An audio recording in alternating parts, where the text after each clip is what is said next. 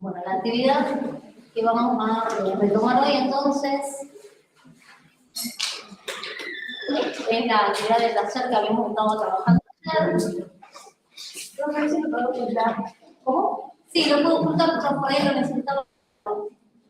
Como paso tantas veces con agua de otro. Bueno, acá. Bueno, entonces me dio un poquito retomar esto que estuve trabajando ayer y ver qué escribieron en cada caja. Un poquito de idea. Bien. Un ratito. Mientras tanto vayan preparando. Si lo que están escribiendo. Vamos a contar un poco, cada uno, cada grupo, contar un poco qué estuvieron trabajando, qué estuvieron haciendo.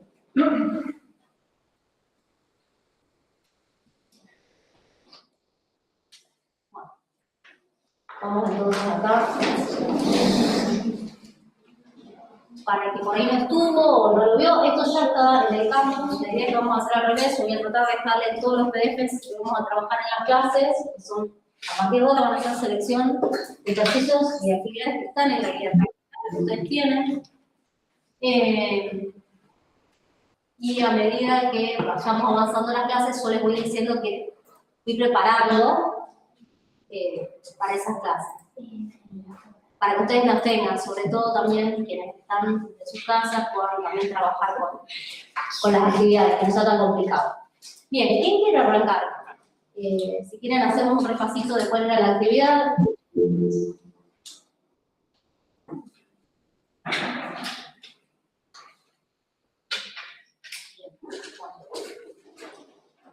La actividad, si ustedes recuerdan, era un estudio, un paciente que bueno, creía que tenía problemas con el metabolismo de azúcar. Nos daban tres funciones, una que medía la diferencia entre la glucemia del paciente, la que efectivamente tiene el paciente, en ayuno, que era de 90 miligramos por decilitro. Otra que nos decían es la velocidad de cambio, esa diferencia, y la derivada de esa razón de cambio de la diferencia, ¿no? Bien. También se nos decía que este estudio se hacía de manera que el paciente al despertar consumía 4 cucharadas de miel en ayunas, estando en ayunas, y después no consumía ningún otro alimento hasta que terminaba el estudio una vez transcurridas las 7 horas. ¿Sí? Nos daban entonces 3 gráficas que no tienen etiqueta, digamos, no sabemos cuál es cuál, y lo primero que teníamos que hacer era decidir qué gráfico correspondía a cada una de esas funciones mencionadas. O sea, a la función D, que es la diferencia entre la glucemia normal del paciente, o sea, la que tiene el paciente, y la glucemia normal que debería tener en ayunas de un adulto, la velocidad y la derivada, o sea, la derivada de esa función y la derivada de esa función. Bien, ¿quién quiere empezar contando un poco qué hicieron? Pueden ser algunos de los que están en el aula, algunos de los que están en mí, algún grupo que haya contado un poco por escrito, a lo mejor han dejado una idea de cuál es la justificación de eso. Bien. Bueno, acá lo dejo ahí para no estar ampliando. Ahí más o menos se visualizan las 3 gráficas. Bien. A ver, nos animan a hablar. Empiezo yo un poquito y ustedes me van a ayudar, ¿sí? Porque creo que era parte de la justificación. Hacer, por lo que pude estar viendo, digamos, en el ratito final de la clase, habían estado armando justificaciones, ¿sí? Algunas habrán quedado completas y otras no. Pero si faltó algo, entre todos vamos a completarlo. Lo primero que me parece que está bueno pensar en un caso como este es, bueno, a ver, yo tengo una situación, ¿sí? Y tengo alguno de estos gráficos, debería representar de alguna manera, ser un modelo para esta situación. Pensemos en qué querríamos o qué deberíamos ver en esos gráficos que representaran lo que está pasando con este estudio.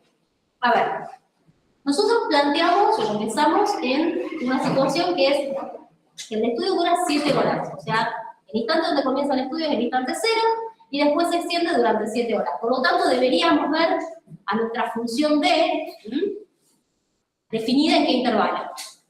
De 0 a 7. Una cuestión es, no miren qué pasa con los extremos de los intervalos, porque a propósito diría que están todos marcados de la misma manera. Pero deberíamos ver una función que se desarrolle, que tenga como dominio en intervalos 0 a 7. Eso se ve en todas las gráficas, ¿sí? Ahora bien, me dice que el paciente, el estudio, comienza con el paciente en ayunas, ¿sí? Y apenas, digamos, se despierta y comienza el estudio, consume miel. 4 cucharadas de miel. ¿Qué es lo que debería pasar con la glucemia del paciente? Debería aumentar. O sea, si todo funciona bien, deberíamos ver que la glucemia del paciente empieza a aumentar. Como después no consume más nada, durante el periodo del estudio, ¿qué va a pasar?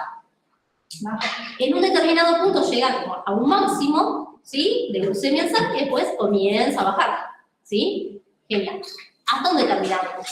Ahora bien, pienso también, si el paciente tuviera un metabolismo normal de azúcares, yo esperaría que en ayunas, ¿sí?, ¿cuál fuera su glucemia? O la diferencia, mejor dicho, entre su glucemia y la glucemia normal. Esperaría que fuera 0 si tiene un metabolismo normal de azúcares, ¿sí? Sabemos que estamos haciendo un estudio de una persona que eventualmente tiene alguna dificultad, algún problema en su metabolismo, o sea que eso no podría pasar. Pero bueno, ya más o menos entonces nos hacemos una idea de esa gráfica, ¿no? Una gráfica que, si el paciente tiene un metabolismo normal, arrancaría en el 0,0, crecería y decrecería en ese periodo de 0 a 7. Con eso ya podemos hacer algunas aproximaciones. Por ejemplo, ¿qué piensan del gráfico 1? ¿Podría corresponder a la función de diferencia entre la glucemia en sangre del paciente y la normal? No, ¿no es cierto? Porque decrece todo el tiempo. Inicia hacia arriba y va decreciendo todo el tiempo. O sea que asumimos, por lo menos dentro de lo esperable, que esta no es la gráfica. O sea que tendemos a que la gráfica de la función D corresponda con el gráfico 2 o con el gráfico 3. ¿Sí? Bien. De hecho, más aún, si nosotros supusiéramos que el paciente tiene un metabolismo normal, nos inclinaríamos por cuál de los dos gráficos. Nos inclinaríamos por la 3 por lo que dijimos antes, ¿no? Tanto la 2 como la 3 tienen un momento donde crece y un momento donde decrece, lo que se asocia a esta idea de que consume miel apenas se levanta y empieza el estudio y después no come más nada. Pero esta arranca en menos 8, o sea, tiene el punto 0 menos 8 y esta arranca en el 0,0. Queremos que si el paciente tiene un metabolismo normal, deberíamos estar en este caso. Bien. Ayer me decían, pero habría que ir un poco por descarte, y sí, también es un poco por descarte, ¿no? Supongamos que esta es la gráfica de D, porque supongo que algunos de ustedes habrán planteado que esta puede ser la gráfica de D. Si esta fuera la gráfica de D, la función diferencia, alguna de esas dos debería ser la gráfica de su derivada, ¿no? De la B, la función B. Sería la 1, la gráfica de la derivada. Bien, entonces vamos con eso. Debería ser una función que esté graficada, está representada con el gráfico 1, con el gráfico 2, y que sus características como derivada se correspondan con la derivada de esta función. A ver, veamos entonces la función en rojo. Para los que están del otro lado, a ver si yo puedo... No sé bien cómo quedé en medio. Quedé sin a ver, está para todos, por las dudas. Esto está en el aula virtual, en comunidades, ¿sí?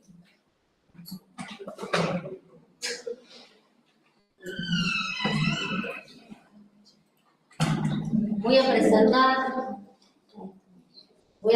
esto.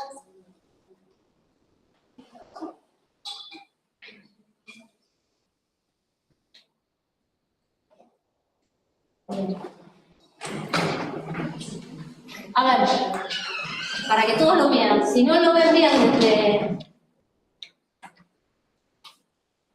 desde la pantalla compartida, por favor, vamos a pasarlo otra vez o algo más. Si no lo ven bien desde la pantalla compartida, entren a comunidades y abran el archivo PDF desde ahí, que es más fácil de ver. Bien. Pensemos en la gráfica en rojo. Quienes están del otro lado también. Concéntrense en la gráfica en rojo, que suponemos es la gráfica de D, de la función D. Esta gráfica tiene un intervalo donde la función es creciente, aproximadamente, no sé, hasta el 2 y pico, 3, ¿sí? Donde la función es creciente, su derivada, ¿cómo debe ser? Positiva, ¿no? Porque las rectas tangentes a la gráfica son todas rectas con pendiente positiva. ¿Sí? Y como nosotros sabemos que la derivada se relaciona con la pendiente de la recta tangente, es que nosotros nos imaginamos todas rectitas tangentes, ¿sí? Son todas con pendiente positiva. ¿Hasta dónde? Hasta que llegamos acá más o menos, ¿no? Al punto más alto de la gráfica en rojo. Bien. ¿Cuál de estas dos gráficas, azul o la violeta, la primera o la segunda, tiene la característica de tener en el intervalo 0, 2 y pico, esta cuestión de ser positiva? La 1. O sea que la 1 tendería a ser la derivada de nuestra función. A partir del 2 y pico, 3, ¿sí? Comienza a decrecer. Eso también se observa en la gráfica del celeste. Fíjense que hay un punto intermedio entre el 2 y el 3, donde la gráfica empieza a bajar. ¿Sí? Y además hay otra cosita que uno puede tener en cuenta como para justificar esto. ¿Cómo? Claro, muy bien. La función en rojo, la que está en el gráfico 3, tiene un máximo en ese punto 2 y pico, ¿sí? Si tiene un máximo, ahí tendríamos que encontrar un punto crítico, ¿no es cierto? O no existe o se anula. Nosotros vemos que si esta fue la derivada, la celeste, existen todos los puntos, pero específicamente en ese valor se anula. Por lo tanto, coincidimos, creo que en la explicación, en que lo que podría estar ocurriendo es que la gráfica celeste, a ver, me voy a...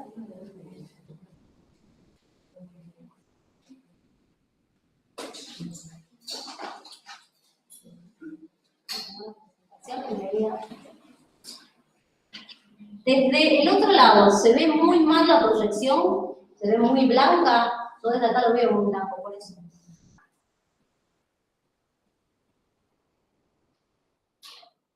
A lo mejor si apago la luz se ve mejor y puedo directamente dejar la cámara un ratito y que ustedes vayan viendo eso.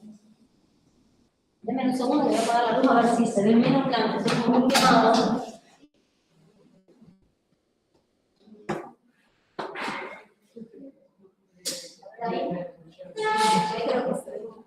Por lo menos para que vean de qué gráficas estamos hablando cuando hablamos. Yo ahora pongo la otra.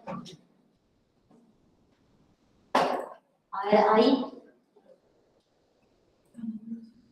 Bueno, del otro lado, que están por mí, llegan a detectar más o menos dónde está la gráfica, tengan el PDF a mano para poder ver los detalles de los gráficos, pero así cuando marco algo también me ven.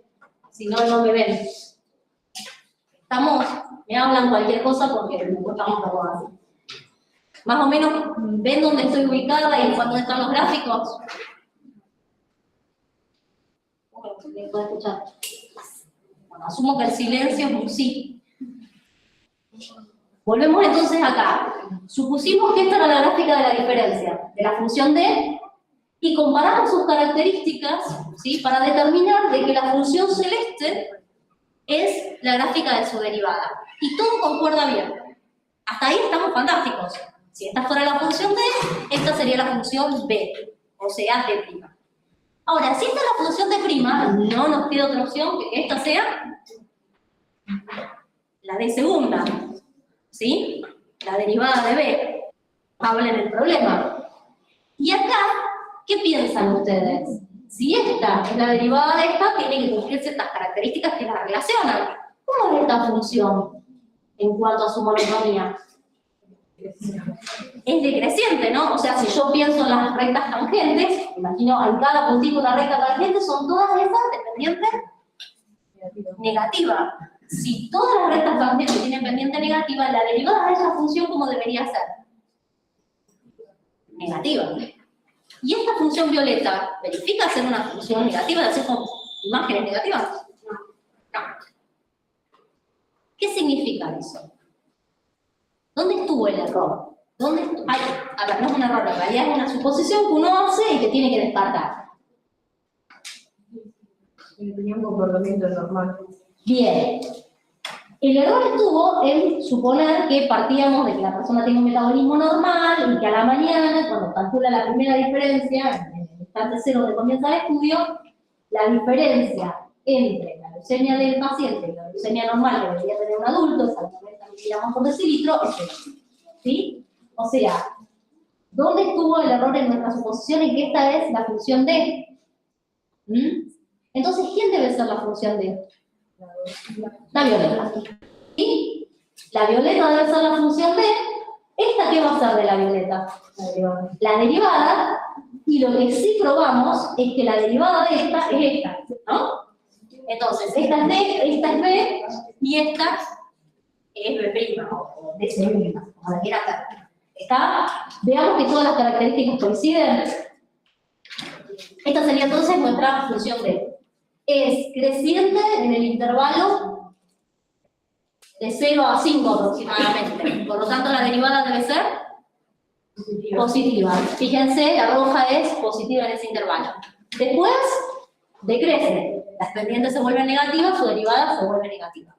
Además, había marcado algo ayer también respecto de los extremos. ¿Qué tenemos allá en 5 más o menos? Un máximo, o sea, deberíamos encontrar un punto crítico. La existencia de la derivada como de 0. Pásanos acá. 0. ¿Sí?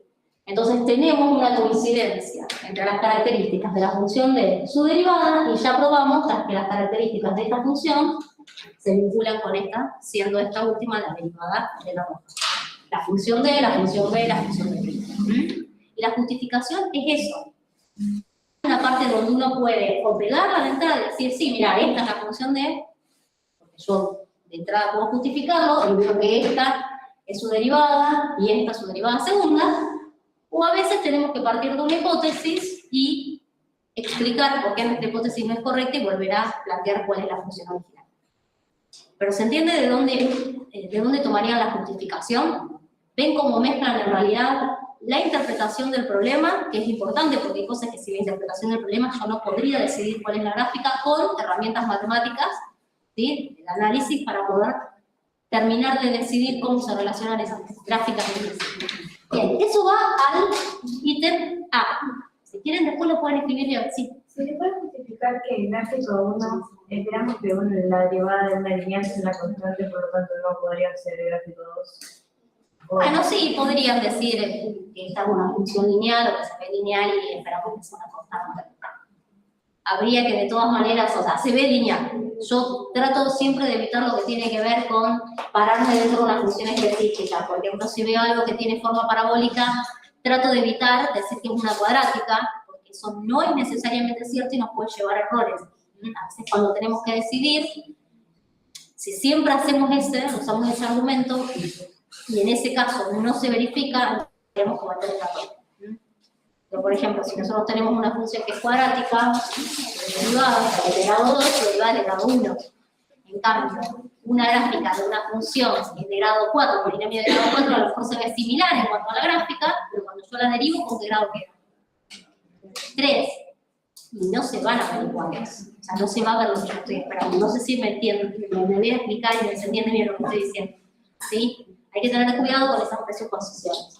Pero bueno, básicamente yo no espero que la derivada de esta sea una cosa que sea muy distinta a una constante. Estamos entonces con la justificación, que por ahí creo que es lo que más cuesta, eso es lo que suele aparecer en los parciales o los finales muchas veces, por ahí cuesta mucho escribirlo. Si no lo escribieron, escríbanlo, o sea, es como un ejercicio de me siento y lo escribo y lo pongo en palabras. ¿Por qué? Porque tengo que ordenar un montón de ideas para escribirlo. Yo no sé si ustedes lo pudieron escribir todo, desarrollarlo, no sé hasta dónde llegaron en la escritura, ¿sí? Si alguien lo hizo y lo quiere leer, lo escuchamos y entre todos vemos si le faltó algo, si hay algo que por ahí no quedó claro. Es un buen ejercicio también, por eso proponía hacerlo en grupo, que entre ustedes mismos se intercambien lo que escribieron y se lo den a un compañero o una compañera. Léelo vos. ¿Vos entendés lo que yo puse? Porque a veces uno cree que escribió algo recontra. No sé si a ustedes les pasa. A mí me pasa. A veces uno cree que está expresándolo con mucha claridad Y cuando lo agarra otra persona y no le dice, la verdad es que a mí no me queda muy claro qué pusiste acá, qué quisiste escribir.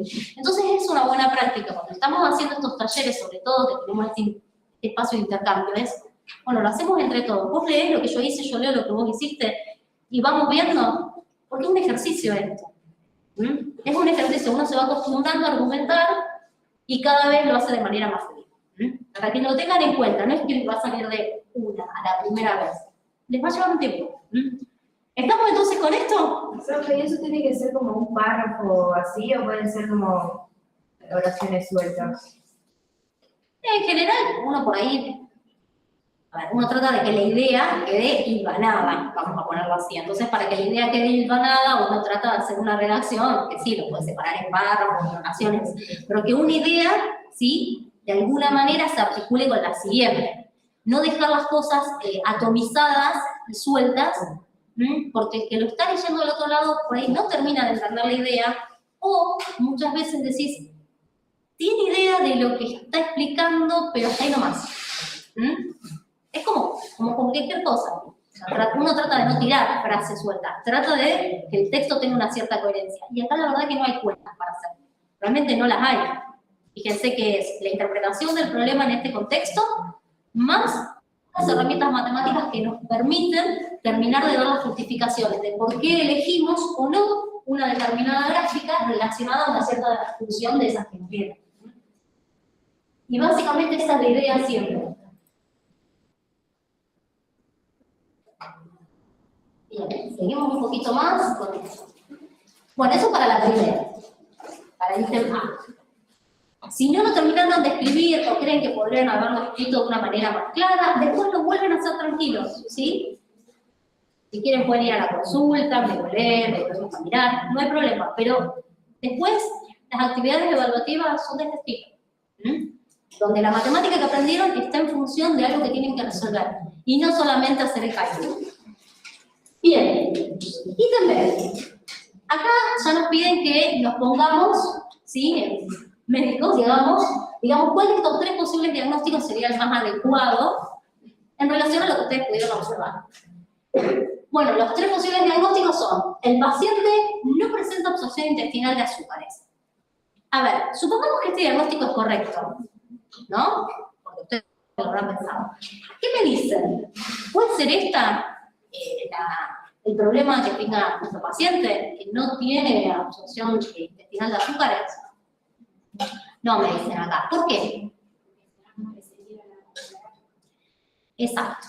Los que están por mí pueden hablar, nosotros los escuchamos. Por ahí cuesta escucharlo a los compañeros y lo traduzco. Decían acá que si no tuvieran absorción intestinal de azúcares, lo que no pasaría es que cuando consume la miel, ¿sí?, la glicemia en sangre comenzara a aumentar.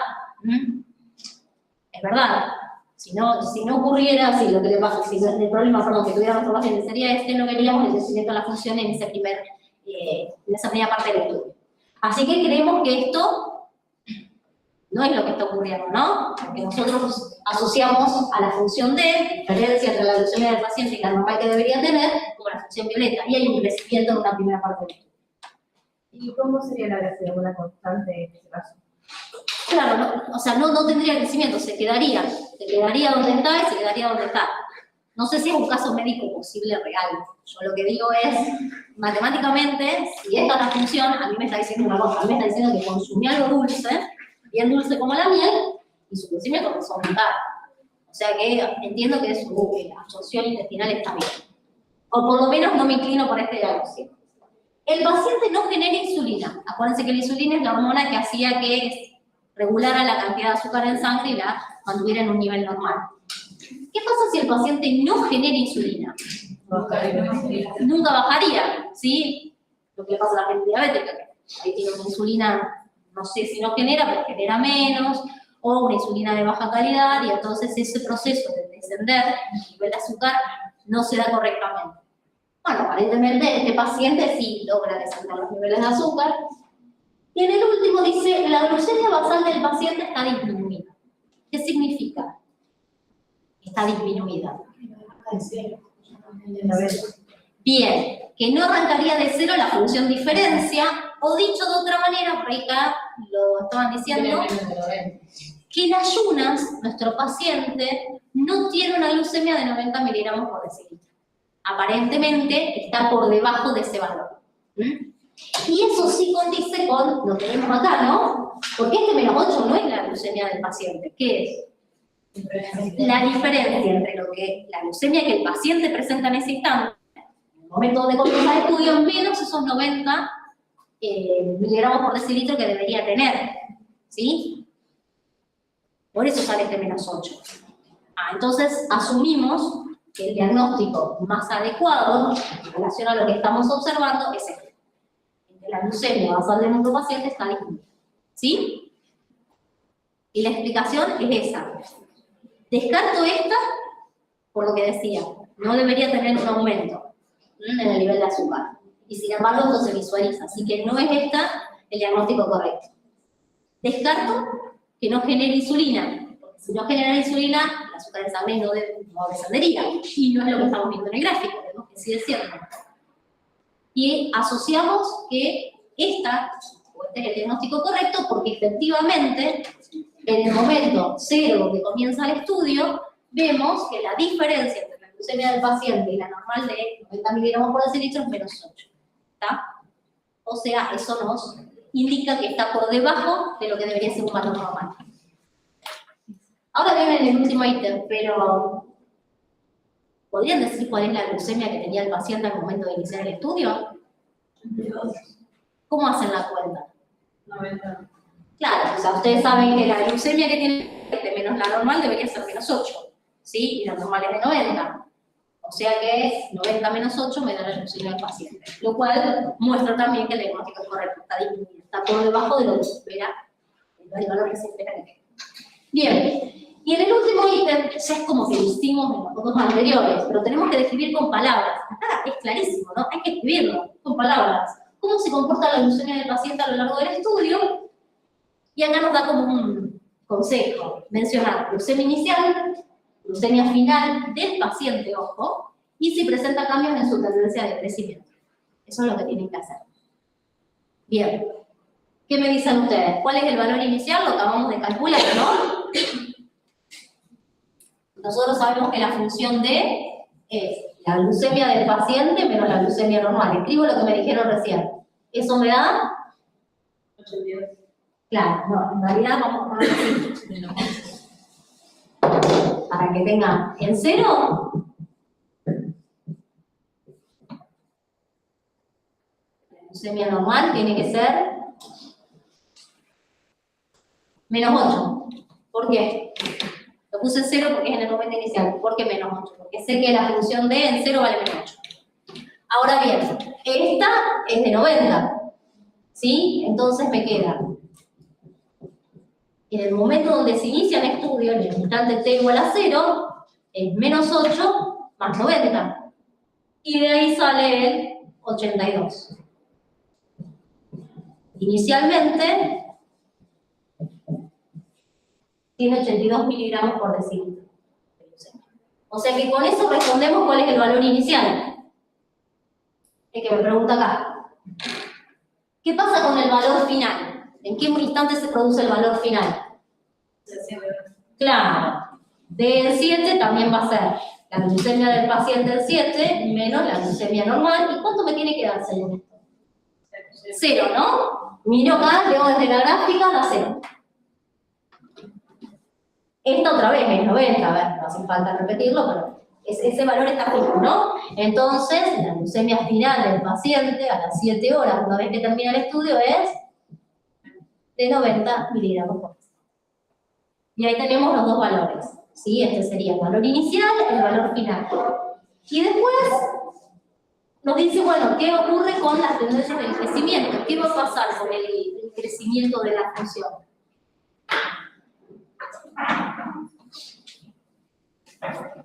Aumenta el lo que a las 5 horas. Bien. Vemos que hay un aumento, ¿sí? De los niveles de glucemia del paciente durante las primeras 5 horas aproximadamente y después una disminución. El aumento se produce desde 82 miligramos por decilitro crece hasta aproximadamente las 5 horas del inicio del estudio y después decrece, ¿sí?, hasta alcanzar los 90 miligramos por decilitro finales. Pregunto, ¿cómo puedo hablar tan sueltamente, o cómo pueden ustedes contar tan sueltamente sobre el crecimiento de la glucemia del paciente, ¿sí?, si la que están viendo es la gráfica de la diferencia? ¿Qué relación, vamos a hacerlo más fácil, qué relación hay entre la función D y la función G del paciente? G sub P. Yo le llamé glucemia del paciente a G sub P, ¿sí? Es la misma gráfica, pero un corrido para abajo. Exacto. Ahí volvemos a las herramientas matemáticas, ¿sí? Yo creo que de ese lado me enfoco con la cámara. Si nosotros le llamamos D sub T a la función glucemia del paciente en el tiempo, menos 90, ¿no? Esa es la D, ¿no? Así escrita, viene en forma general, con el T, bueno, en el intervalo 0,7. Pero básicamente es esa la función. O sea, es una traslación de la función glucemia del paciente, ¿sí? 90 unidades ¿hacia dónde? Hacia abajo, ¿sí? Es una traslación vertical. Por lo tanto, si yo tengo la función D, automáticamente podría, si tengo la gráfica de la función D, automáticamente puedo tener la gráfica de la función G sub P, la glucemia del paciente. Lo único que hay que hacer con la gráfica violeta es subirla 90 unidades hacia arriba. Si subimos 90 unidades, entiéndase que si subimos de 90 unidades hacia arriba, este menos 8 nos va a aparecer en 82 que habíamos puesto acá, este 0 aparece en 90 y toda la gráfica se corre. Por lo tanto, la monotonía de la función violeta, la función D, y la de la función glucemia del paciente es la misma. ¿Sí? Los intervalos son así. ¿Está bien? ¿Por qué podemos entonces hablar de la tendencia del crecimiento? Sí. No, que eso, en una situación de un final crónica habría que justificarlo. Sí, yo lo justificaría. Bien, la pregunta, lo digo para los que están del otro lado que no se escucha bien lo que se dice de atrás, la pregunta es la siguiente: si en una situación de parcial final, una instancia evaluativa, nosotros tenemos que dar una explicación sobre el ítem C, sí sería correcto empezar indicando cuál es la relación entre la función D y la función G sub P, o la función glucemia del paciente, si ustedes le pusieron otro nombre, no importa, con el que sea. La relación es esta, porque es la que viene dada por el enunciado del ejercicio. Teniendo en cuenta esto, vemos que matemáticamente la gráfica de G sub P es una, o la de D si se quiere, es una traslación de esa función violeta, de esa función D, 90 unidades hacia arriba, si quiero graficar G sub P, y eso nos lleva a que inicialmente, en 0, digamos, en T igual a 0, que sub P vale 82 miligramos por decilitro, que el 7 vale a 90 miligramos por decilitro, y que además las tendencias de crecimiento que se observan en la función D, o en la gráfica de la función D, también se observan en la gráfica de la función G sub P. Por lo tanto, en el intervalo 0,5 aproximadamente, donde la función D crece, la función G sub P también lo hace, y en el intervalo desde 5 aproximadamente a 7, donde la función D decrece, la función G sub P también va a decrecer. O sea, ¿por qué ustedes pueden hablar de la monotonía de D, ¿sí?, o de G sub P a partir de la de D, por decirlo así? ¿Por qué una copia la monotonía de la otra? Sí, pero sí habría que justificarlo, porque si no queda como medio de, ¿cómo sabe esto? ¿Sí? ¿De dónde ustedes se dan cuenta que la monotonía es la misma? Nos damos cuenta porque vemos, ¿sí?, que una función es un corrimiento de la otra, una transformación de la otra. ¿Estamos nosotros hasta ahí? ¿Podría dar la función G sub P o solo tenemos que poner la relación? No, podrían dar la función G sub P, o sea, de acá, la G sub P de D sería la D sub T más 90, ¿no? Por eso decía que la G sub P son 90 unidades hacia arriba, o sea, desplazar la gráfica verticalmente, con la gráfica violeta verticalmente 90 unidades hacia arriba. La que ustedes quieran, porque yo de una deduzco la otra, ¿está bien? Pero contar un poquito eso de, bueno, yo tengo una relación entre las dos gráficas, ¿sí? Y esa relación me permite hablar de la monotonía y me permite también calcular valor inicial. También lo que la función de la función del paciente, que es una constante, y veo que la gráfica aumenta, y eso es una relación del paciente que es constante. ¿Cómo otra vez, perdón, la primera parte? Sí, yo la evolución del paciente estoy gastando una constante, y yo veo que la gráfica aumenta, es porque sí o sí la evolución del paciente está aumentando. Tal cual, pero matemáticamente, lo que vos decís, si vos decís, bueno, yo la glucemia del paciente le resto 90, a cada instante le resto 90, entonces cuando uno aumenta, el otro también aumenta en la misma medida, por decirlo así. Y eso justamente que vos me estás diciendo y que está muy bien, es justamente decir que hay una transformación, ¿sí?, de la gráfica de D, ¿sí?, respecto de la gráfica de G o viceversa, que es justamente una traslación hacia arriba o hacia abajo, pero vertical, de 90 unidades, depende de cuál estés partiendo, ¿sí? Es el mismo razonamiento. Está muy bien y va parte de eso.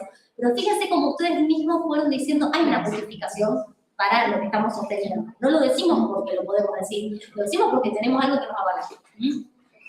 Entonces, si no terminaron de escribir esto, hagan como ejercicio propio para ustedes escribirlo, ¿sí?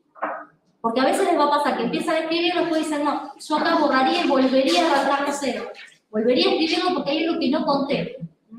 Traten de escribirlo y de dejar un texto, ¿sí?, que dé cuenta de todo ese argumento que ustedes plantearon para dar la respuesta a cada caso. Entonces, hasta ahí. Bueno, tengan en cuenta que después, insisto, en las instancias evaluativas aparece mucho esto, y creo que es una de las cosas que más cuesta, ¿no? Porque hay cosas de cálculo que son del cálculo, son mecánicas, uno las aprende a hacer y las hace, pero el hecho de poder usar algo matemático para explicar un fenómeno que no es necesariamente el mundo de la matemática, no es tan fácil, ¿no? Es una interpretación, un valor agregado que, si por ahí nunca lo hacemos, no nos vamos a dar cuenta de lo que entramos. Sobre todo esto de practicar cómo escribir las cosas. Bien. Bueno, del otro lado, ¿cómo estuvieron acá? Sí, la voy a subir a las clases. Buena pregunta, Lucía. Hoy voy a tratar de subir todo. Les cuento por qué no lo subí hasta ahora. Bueno, el MIT es el MIT de la facultad, es el programa constitucional, y yo no tengo acceso directo desde fuera de la facultad. Entonces, bueno, ya hablé y voy a comunicarme con alguien que en el momento me va a dar acceso para subirlo. Pero aprovechaba y digo, hagamos la clase de hoy, que quede grabada y así subo todo junto y no estoy, digamos, todos los días buscando a la persona que me va a hacer el favor de darme el acceso, ¿sí? Pero sí les voy a ir compartiendo todas las clases, ahí mismo en el aula, en la parte de la comisión 1, seguramente les escribo algún espacio para que estén las clases, ¿sí? No, de nada, Lucía. Vamos entonces ahora sí a empezar con lo que serían contenidos de matemática. Ayer entiendo que para decir estuvieron ya trabajando un poquito con temas de rima. Alguito como para arrancar. ¿Qué les parecieron las sumas? Bastante intuitivo, ¿no? Vamos a hacer un mini repasito de lo que estuvieron viendo. Lo que voy a hacer ahora es, voy a compartir, ahora sí voy a compartir pantalla, porque les quiero mostrar.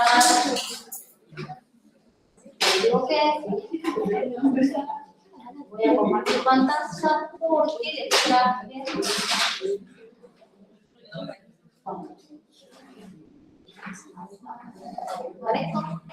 Bueno,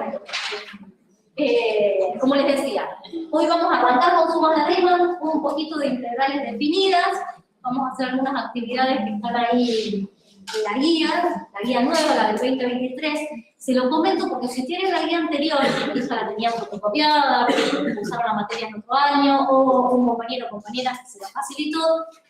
No es completamente diferente, pero por ahí hay algunos ejercicios que se han ido modificando, tenganlo en cuenta para poder ir haciendo el seguimiento. O sea, justamente esta actividad yo no la tengo en mi guía, sacar una foto o tener en cuenta que, no sé, buscar el PDF en el aula para hacerlo llamando en el celular. Bien.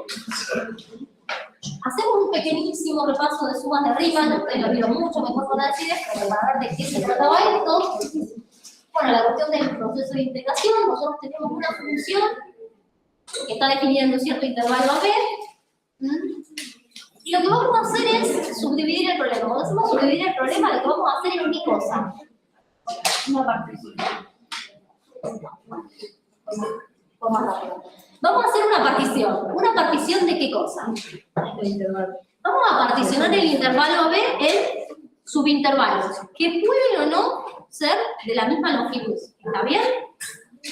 O sea, lo que vamos a hacer es, tomamos el intervalo B, y dentro de ese intervalo B, fijamos puntos. X0, X1, X2, X3, XN. Todos los puntitos están en el intervalo B.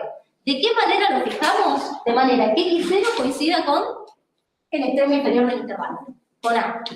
XN coincida con el extremo superior, con B. Y los demás puntos estén en orden creciente, ¿sí? O sea, que X1 sea más grande que X0 y que más chiquito que X2 y así sucesivamente hasta llegar al valor de B.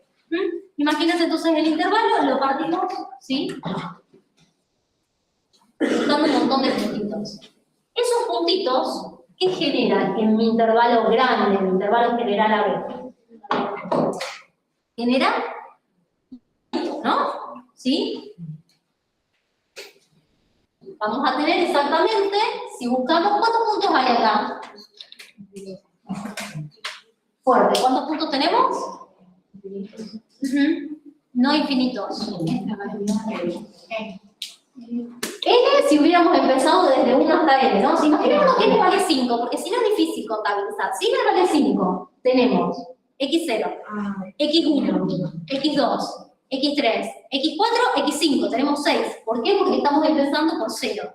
Entonces, acá, en esta partición P, que están viendo también del otro lado en pantalla, donde dice P igual X0, X1, XN, en realidad tenemos N más 2 valores.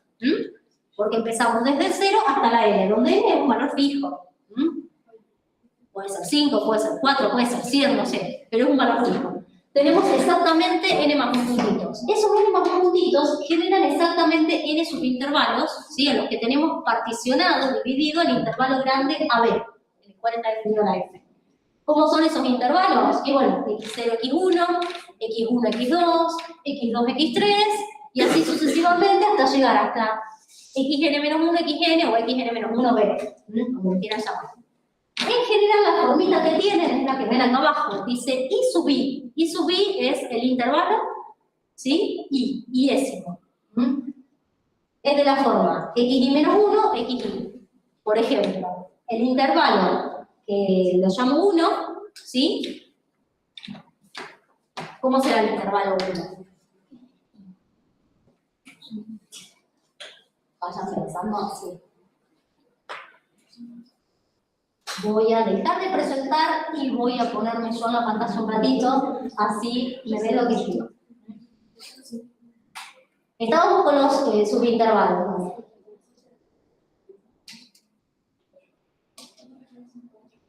Ahí estamos. Si pienso en el intervalo 1, yo porque sé que los subíndices uno los lee, no, la primera vez como que cuesta leerlos, ¿no? Para no sé qué les pasó a ustedes. Yo me acuerdo cuando yo empecé a estudiar, yo me ponía, no, ciertos intervalos, ¿cómo los leo? Si este es el intervalo 1, ¿sí? El extremo inferior del intervalo, ¿quién va a ser? X, 1 menos 1. Y 1 menos 1, ¿qué me da?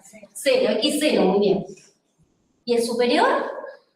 Es XY, o sea, X1. ¿Cómo se van construyendo los intervalos? Desde el 1 hasta el intervalo N, sea cual sea ese N que pusimos. Y si N vale 5, serán los 5 subintervalos. ¿Se entiende la construcción? Seguimos, hasta el intervalo, supongamos 5. Intervalo 5 estará formado por el punto, por los puntos, X sub ¿cuánto? 4, X sub 5, donde este X sub 5 es B, y donde este X sub 0 es A, ¿no? ¿Se entiende la idea de cómo se van armando? No se preocupe mucho por el tema de la notación, sin entenderlo, obviamente, pero después estos son números. Cuando son números es más fácil de manejar. Pero esta notación hace referencia a esto que estábamos marcando acá con el ejemplo n igual a 5. ¿Qué es esto que aparece al lado? Donde dice delta xy igual a xy menos xy menos 1. Otra vez, muchos subíndices para decir algo que es bastante sencillo. ¿Qué está haciendo ahí? La longitud del intervalo. Está tomando la longitud del intervalo, ¿no es cierto? Eso es lo que está midiendo. Está haciendo la diferencia entre el extremo superior y el extremo inferior. Eso me da la longitud del intervalo. O sea que el delta xy es la longitud del intervalo y ese. ¿Sí? ¿Tienen que ser todos de la misma longitud los intervalos? No estamos obligados, ¿sí? Podemos tomar una partición, digamos, regular, de manera que todos los intervalos sean todos de la misma longitud, o no, ¿sí? Bien. Acá lo que especifica, por las dudas, este i que dice acá igual a 1 y pi bien n, es porque está diciendo que vamos a tener n subintervalos, ¿sí? Si n vale 5, tenemos 5 subintervalos. ¿Hasta ahí estamos bien? Es cuestión de notación. Bien, entonces, tenemos la función definida en el intervalo b. Lo primero que tenemos que hacer es partir al intervalo, ¿sí? En subintervalos. ¿Cómo lo hacemos? Así. ¿Y qué vamos a hacer ahora? Dice, vamos a tomar puntos compatibles con esa partición. Una palabra muy elegante, puntos compatibles. ¿Qué estamos pidiendo? Estamos pidiendo valores claros en cada uno de primarios, si se quiere, o sea, valores del dominio que estén en cada uno de esos intervalos. Que sean compatibles significa que el x1 estrellita, ¿sí? El x1 asterisco, ¿dónde va a estar? Este numerito. ¿En qué intervalo? En el primero. Tiene que estar en ese primer intervalo. El x2 asterisco tiene que estar en el segundo subintervalo. Eso significa que nuestro conjunto de puntos sea compatible con la partición, ¿sí? No podemos tomar un punto que no esté en el acá, elegir el primer punto que esté en el primer intervalo. Genial. Ahí está la explicación, pero eso significa que sean compatibles. Y después vamos a hacer el cálculo de las aproximaciones. Mis aproximaciones parciales va a ser f en xi asterisco por delta xi, donde i, obviamente, es alguno de esos n valores, subintervalos. Y ahí me detengo un segundo. ¿Qué es lo que está haciendo en realidad? Porque hasta ahora todo muy lindo, pero ¿qué es lo que está haciendo cuando calcula esas aproximaciones y demás? ¿Qué es lo que hace?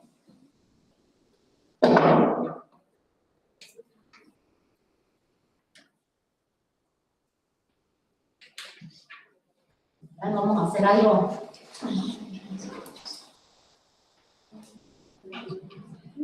Ya estará, lo resolvé.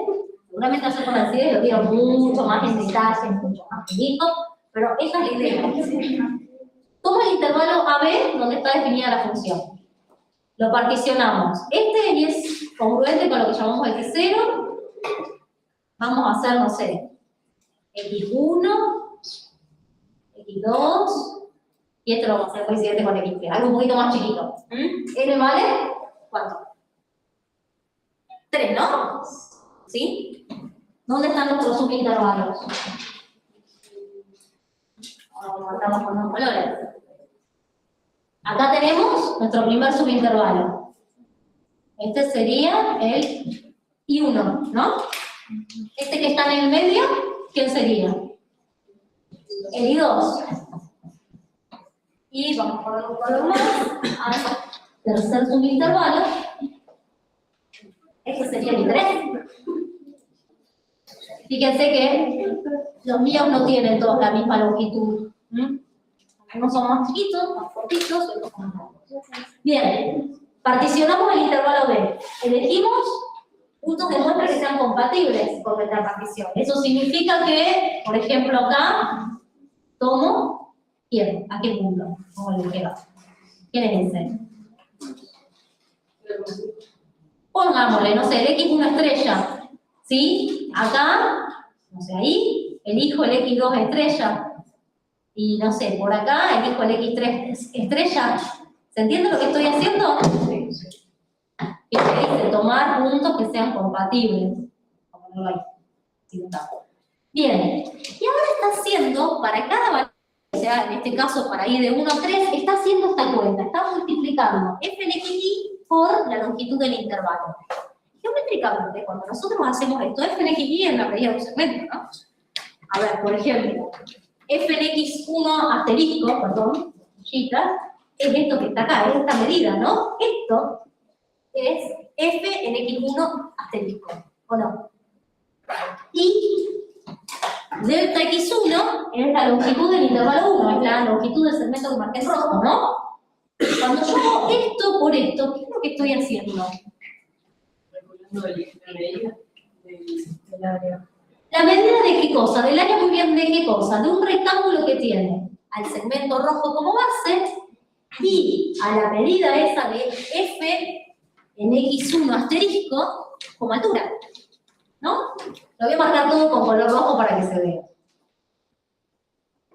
Entonces, créanme que este es un rectangulito. Es el área de ese rectángulo, ¿no? Base por altura, eso es lo que está haciendo. Base por altura.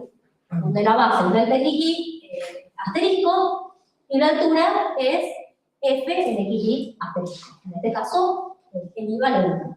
Y lo mismo hace para cada uno de los subintervalos que generó.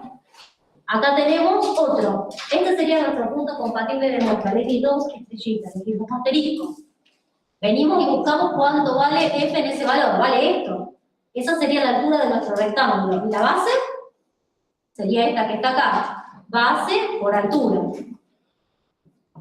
Esta sería el área. Y lo mismo hace con el último, en este caso subintervalo, nosotros porque lo hicimos en 3, pero bueno. Otra vez, elegimos a este x3 estrellita asterisco como punto de muestra. Venimos hasta acá y trazamos nuestro rectángulo.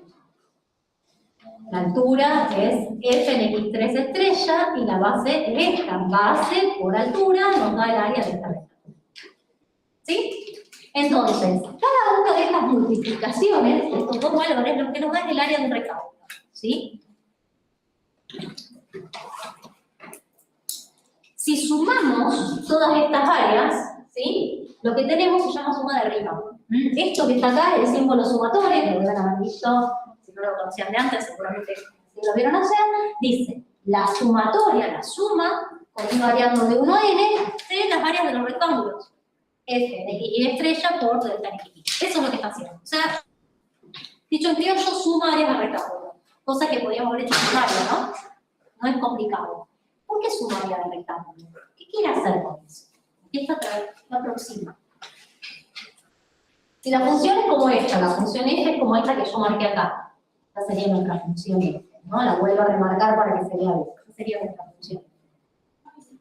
Esos rectángulos, ¿qué tratan de aproximar siendo f una función positiva? El área abajo de la curva.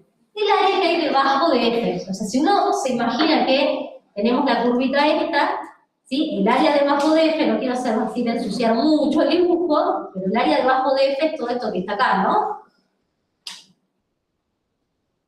Cuando yo sumo el rectángulo rojo, el área del rectángulo rojo, más el área del rectángulo negro, más el área del rectángulo azul, aproximadamente, ¿sí? Me va a dar similar al área que hay entre la gráfica de la función f y el pedacito que corresponde del eje. Eso es lo que buscamos hacer. Obviamente no nos da el área exacta que suma, ¿no? Exacta no, porque acá por ejemplo me faltó un pedacito de función, acá también, acá me sobró un pedazo de rectángulo, ¿sí? Acá también me sobró. Es una aproximación, es un valor que se parece. ¿Cómo mejoro esa aproximación? Haciendo cada vez más difícil. Tomando que al menos, o sea, achicando si se quiere, ¿sí? Las bases de nuestros rectángulos. En particular, hay que tener ojo porque yo puedo achicar mucho estas bases, por ejemplo, ¿sí? Las hago cada vez más chiquititas, pero esta la mantengo así de grande. Voy a mejorar hasta tener una medida más adecuada todavía del área esa o voy a quedarme siempre una aproximación grosera, digamos. Si yo modifico estas, acá tomo lonjitas cada vez más finitas, rectángulos cada vez de menor base, ¿sí? Acá, ojo, porque si este lo mantengo de la misma longitud, no estoy mejorando tanto, ¿no? Yo lo que me tengo que asegurar es que el que tiene mayor, o sea, que todo se achique, pero el que tiene mayor longitud, se vuelva cada vez más finito, no puedo eliminar eso. O sea, yo me tengo que asegurar que la norma, que tiene el intervalo o subintervalo de mayor longitud, tienda a cero. Eso me garantiza que todo se achique y que me mejore supuestamente la aproximación. ¿Estamos? Y eso matemáticamente, ¿cómo lo representamos? Con un límite, ¿no? El límite, cuando la norma de P, esto que se ve así, significa que el intervalo o el subintervalo, mejor dicho, de mayor longitud, se vuelva cada vez más chiquitito, tienda a cero. Eso es lo que está diciendo acá abajo. de la suma de rimas, fíjense que la S de la función, la partición y los puntos de muestra compatibles, ¿sí? Ese límite es lo que yo voy a estar buscando con las sumas de rimas. Voy a hacer la suma y voy a aumentar su límite. Por ahí está explicado cuál es la regla. ¿Está? Bien. Si este límite existe, o sea, si yo puedo calcular este límite existe con un valor, entonces voy a decir que este límite es la integral de A a B, integral definida, tengo extremos de integración, de la fracción f diferencial de x. O sea, si logro encontrar el límite de la suma de arriba, a ese límite voy a llamar justamente integral definida. ¿Está? Eso seguramente ya lo habían hablado por así. Esto es un repaso como para poder engancharnos un poco con el curso de ejercicio de la práctica. Y acá, algo que no tiene demasiada relevancia, que ya lo contamos, hay que usar el libro, esto lo pueden ir a leer, es lo que decíamos recién, el límite de las sumas de rimas existe, lo que llamamos integral definida, y algunos nombres de, a ver, ahí hay un montón de símbolos. ¿Qué significa cada símbolo? Este es el símbolo de la integral, que es una S en realidad de suma. Los extremos de integración, que me marcan el extremo inferior y superior del intervalo que estoy considerando, la función integrando, la voy a integrar, y la variable de integración, que indica que ese diferencial es lo que se va volviendo cada vez más chiquitito, más chiquitito, más chiquitito de la base de la. ¿Estamos entonces hasta ahí? Esto después lo puedo mirar bien en el libro. Y vamos a la guía de práctica, que es la del 2023. Esta sería la actividad como lo que está ahí. No sé si la tiene a la mano. Un poquito. Bien, acá voy a compartir directamente la primera actividad de la guía. Si ustedes prefieren, por ahí que se visualiza mejor, pueden abrir el PDF de la guía, es la número 1, o directamente entran ahí donde dice comisión 1 y pueden buscar el PDF de la clase de hoy, que también está la actividad copiada, digamos, ¿sí? Para que lo sepan. Voy a presentarla directamente.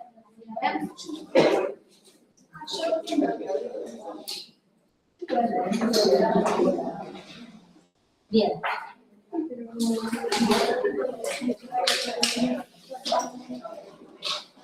Esta sería la guía, la primera actividad de la guía. Tiene varios ítems y realmente me parece que está muy buena como para poder practicar todo esto que vimos de particiones, de tener puntos de muestra compatibles, el tema del área, cómo trabajar. Tiene bastantes cosas para hacer acá. Dice, bueno, quiere que arranquemos entre todos como para empezar a resolver el ejercicio y después, la última en algunos lo voy dejando solos para que lo vayan pensando. Tenemos la función b de t, que es 9 menos t cuadrado. Con t, un valor que pertenece al intervalo cerrado 0,3. Esta función b dice que representa la velocidad con la que cambia la temperatura de un hongo silvestre por efecto de la luz solar. Están nominadas las unidades de medición de esta función b, que son grados Celsius por hora, y el tiempo que se mide el hongo. Dice, la temperatura del hongo aumentó, disminuyó o se vio inalterada. Escribir en palabras cómo cambió. Me parece que me falta algo. Escribir en palabras cómo cambió la temperatura en las 3 horas del laboratorio del hongo. Ahí estamos. Había quedado algo escondido, me parecía. El ítem A, primero, es graficar la función B. Después sí hacemos todo lo otro para poder tener la lista. Tenemos que graficar la función B y nos da una sugerencia. Es usar como escala 1 hora 3 centímetros, un grado Celsius por hora, 1 centímetro. Bien, eso creo que lo podemos ir haciendo, ¿no? ¿Se animan a hacer la gráfica de la función B en ese intervalo? Sí, ¿no? Estuvimos practicando un poco de la gráfica. Bueno, hagan eso y después seguimos entre todos.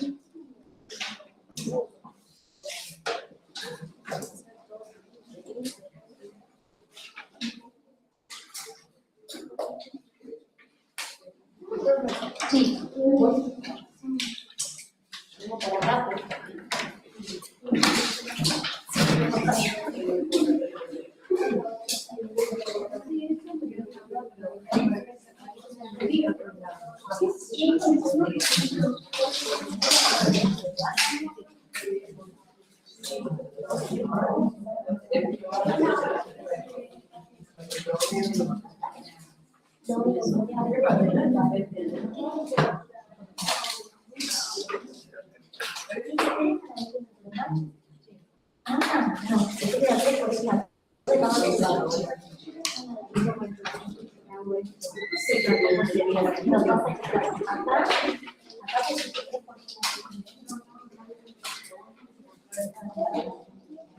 Porque esto es importante.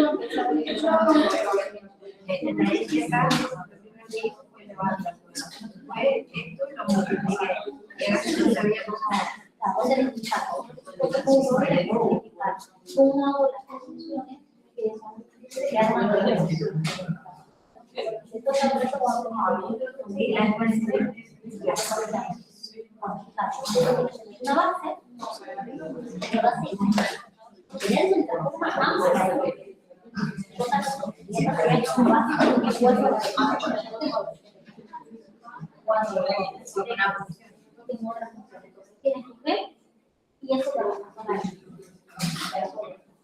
Y el público es la base de la base. Es para que lo puedan ver. Cuando hay que derivado de este, cuánto va a ser X, por X, toda la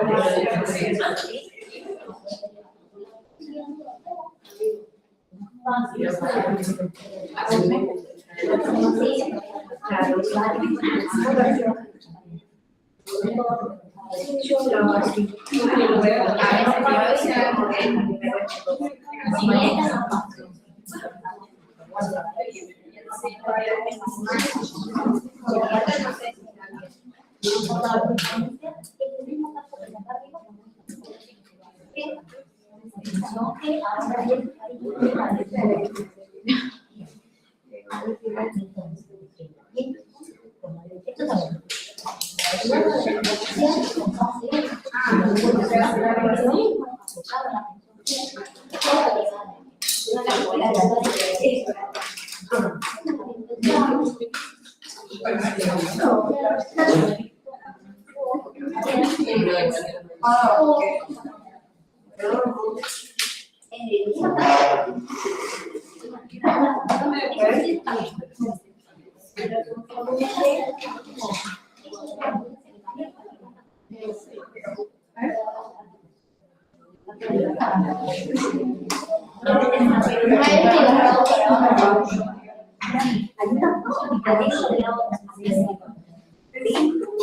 Sí, es normal.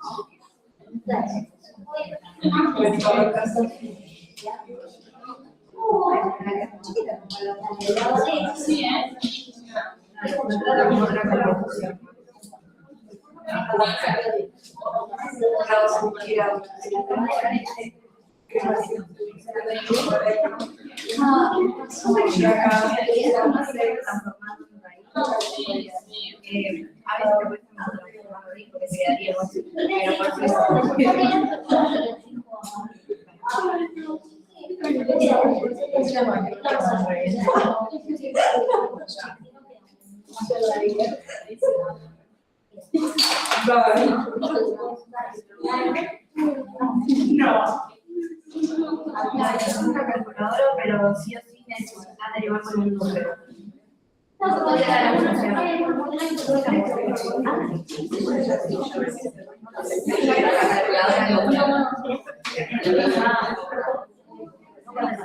Yo la reviso de esa manera.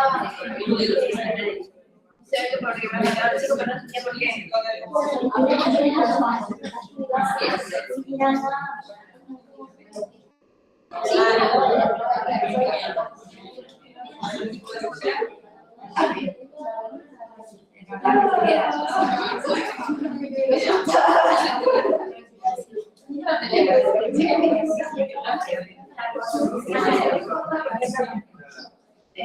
¿Se revela que hay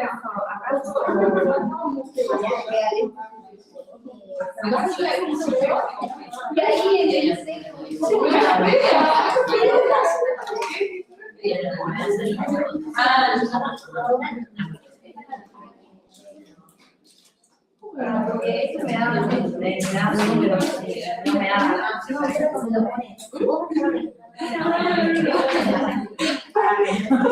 Por eso no me da.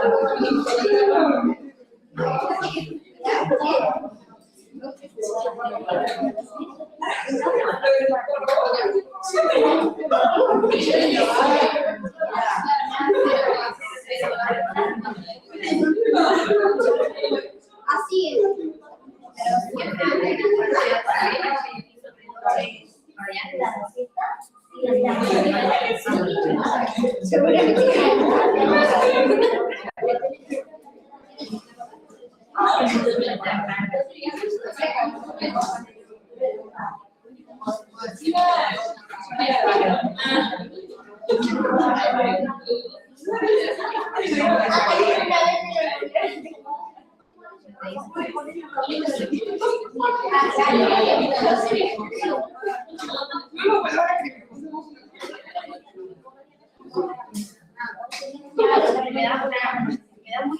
Yo la gráfica me da como una recta.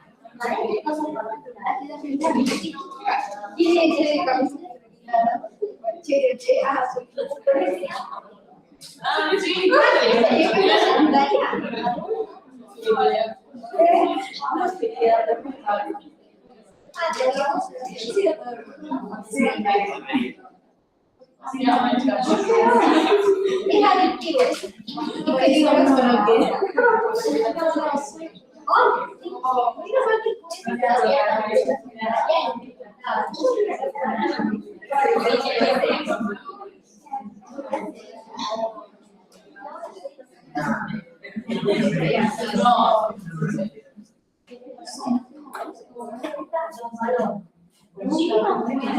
Yo había empezado con 25 grados. Sí.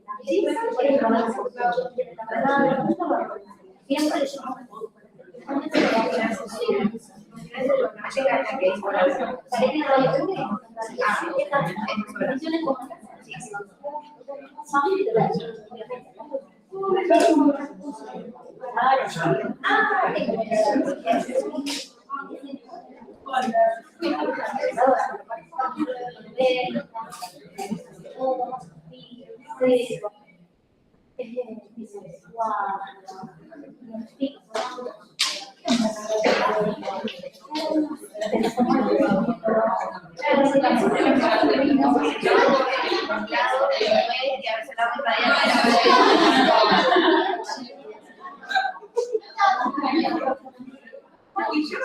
veces verifica lo que está diciendo, si es la línea de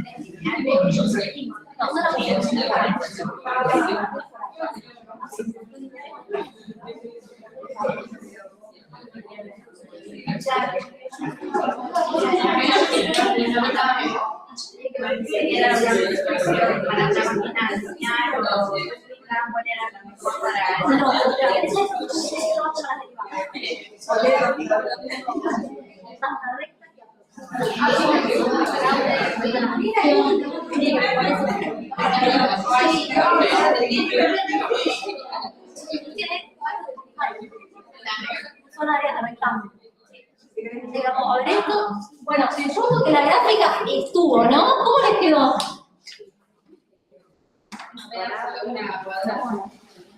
Un pedacito de una cuadrática. Yo acá no voy a llegar a dibujar definitivamente, pero le tiene que haber quedado algo así. Me la traje dibujada para que la puedan ver. La sugerencia que les daba es que usen otra escala, ¿no? Posiblemente si hicieron caso a esa sugerencia no les quedó tan alargada la gráfica, les quedó algo más bueno, redondito, que parece una especie de cuarto de circunferencia. No es un pedacito de circunferencia, realmente es una porción de una parábola, pero al modificar la escala en el eje vertical, en el eje B, y decir que cada unidad son 3 grados Celsius por hora, les quedó algo bastante más redondito. Si siguieron esas justificaciones, sugerencias, pero tiene que haber quedado algo definido en el intervalo 0,3. Hasta ahí entonces, ¿vamos bien? Del otro lado, ¿cómo estuvieron?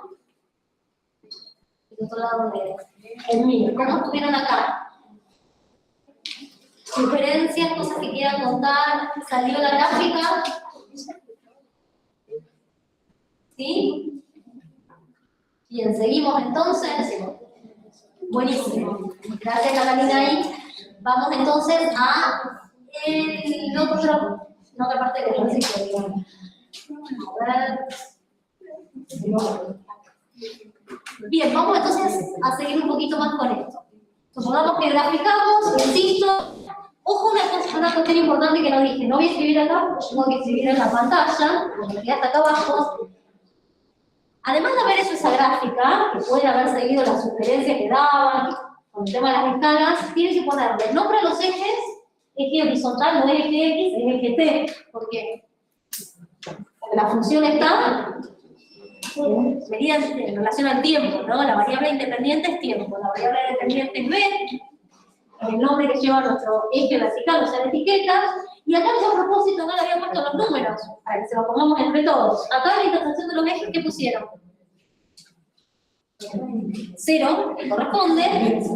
Después habrán puesto un 3 acá, y si respetaron la sugerencia, acá ¿qué pusieron?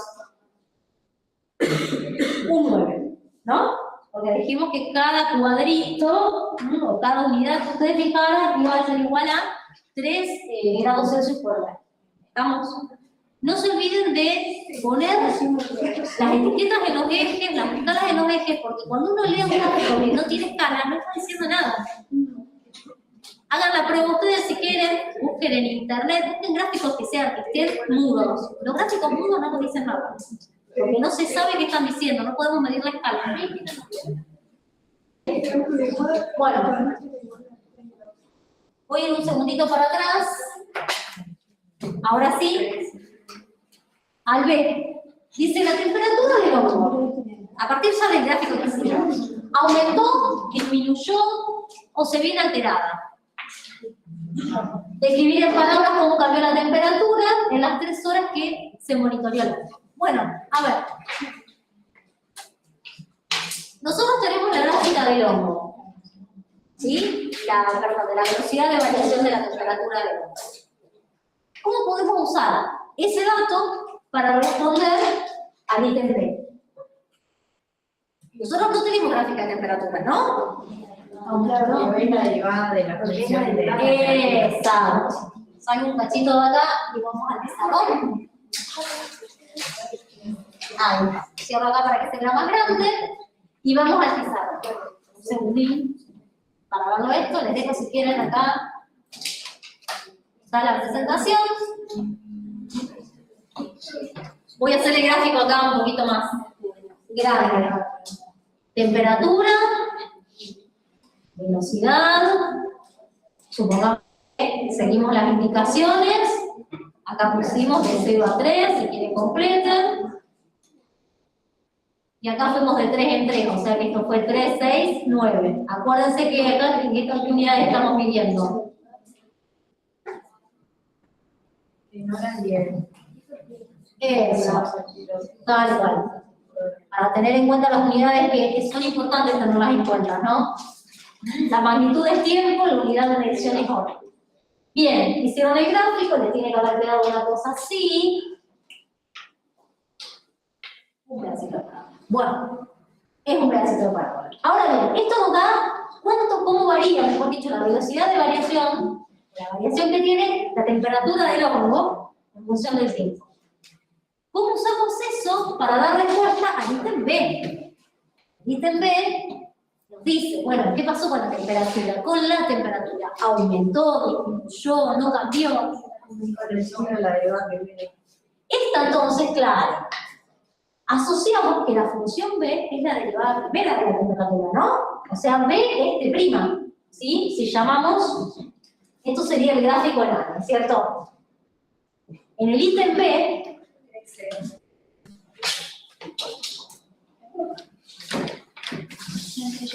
eso, bien ahí con las respuestas. En el ítem B, cuando nos pregunta qué pasa con la temperatura, lo primero que nosotros tenemos que explicar es la relación que hay entre esta función B y nuestra función temperatura. Porque no está dada en el problema, ¿no? Eso lo sabemos nosotros, el problema no lo dice. Entonces, sabemos que B de T es igual a T' de T, donde T es la temperatura, ¿no?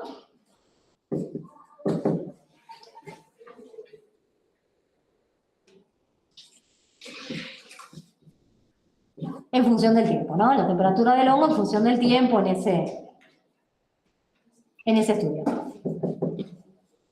O sea, en el intervalo de tiempo 0,3. Teniendo en cuenta eso, que la B es la derivada de la función T, vemos que la función B, ¿cómo es? Es positiva. Y si la función B es positiva, significa que las pendientes de todas las rectas tangentes a la función, o a la gráfica de la función T, deben ser todas positivas. Por lo tanto, ya lo habían dicho, la función T debe ser creciente. Y eso es lo que vamos a explicar, ¿no? Como B de T es positiva, resulta que T de T debe ser creciente. ¿O sea, estrictamente creciente o no se puede? No, puede Porque ser. dice, o sea, como B es estrictamente positiva. entonces creciente, estrictamente creciente. Entonces, conclusión, la temperatura aumentó. En conclusión, la temperatura aumentó. Porque nos preguntaba eso, ¿no? Se aumentó, disminuyó, se mantuvo constante. Bien. Durante las 3 horas fue aumentando. Vamos al que sigue. ¿Hasta ahí estamos bien? Vamos al C. En el C, lo que nos pide es estimar cuánto cambió la temperatura del hongo en las 3 horas de estudio, una hora de estudio, mediante una suma de rima. Pero fíjense, nos pone ciertas condiciones, nos dice que la partición tiene que tener 4 subintervalos. Paso 1. Y que los puntos de muestra compatibles con esa partición los vamos a tomar de diferentes maneras. En realidad en el ejercicio C hay 3 subintervalos. El C1, que me dice que tome el extremo izquierdo de cada subintervalo como punto de muestra. El C2, que me dice que tome el extremo derecho de cada subintervalo como punto de muestra. Y el C3, que me dice que tome como punto de muestra cualquier punto que sea compatible con la partición, pero que sea distinto de los dos anteriores. O sea que en realidad tenemos que resolver 3 ejercicios en el C. ¿Sí? Es como por defecto y por exceso. Ahí vamos apuntando. Vamos apuntando un poco a eso de ver si podemos asegurar que en algún caso tenemos una suma por exceso, o sea que estamos por encima del valor que estamos buscando, si está por defecto, o sea si estamos por debajo del valor que estamos aproximando, o en su otro caso si hay alguna que sea mejor que las otras para aproximar ese valor. Eso va a ser parte de la interpretación que vamos a hacer en el ítem D. Así que ahora es medio como vamos a calcular nomás, ¿no? Pero vamos a hacer 3 cálculos distintos, C1, C2 y C3. Si les parece, yo había traído unos preparados como para que los vayamos haciendo. Yo acá había traído el C1, el C2 y el C3 para organizarnos, sobre todo para que ustedes vean también cómo organizarse para hacer este planteo. Yo tengo que plantear la partición, tengo que después tomar los puntos de muestra, tengo que hacer el cálculo de la función en cada uno de esos puntos de muestra, de la longitud de los subintervalos, bueno, como para que nos organicemos, una forma de organización que ustedes después pueden modificar a gusto de cada uno. A mí se me ocurrió tenerles como una tablita para que volteemos los valores ahí, ¿sí? Y también el gráfico, en este caso es el mismo gráfico que él, pero yo cambié la escala, directamente puse una unidad, ¿sí? Cada cuadrito y entonces me quedó más parecido al arquito de parábola que deberíamos tener.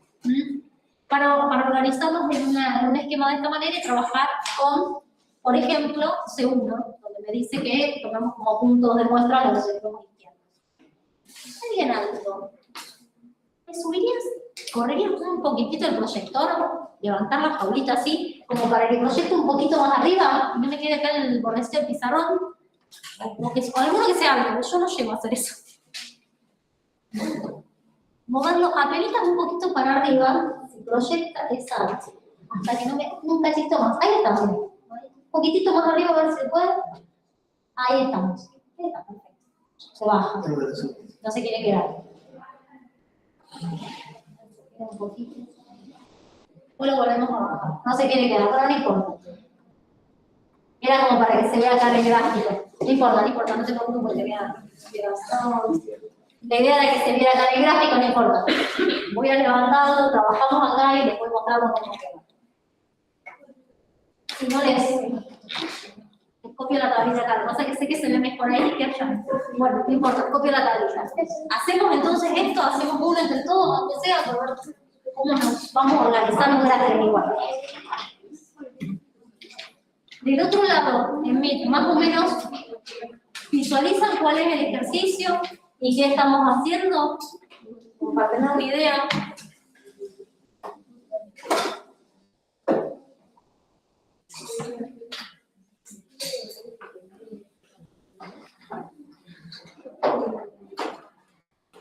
Profe, ¿qué es lo que querías hacer?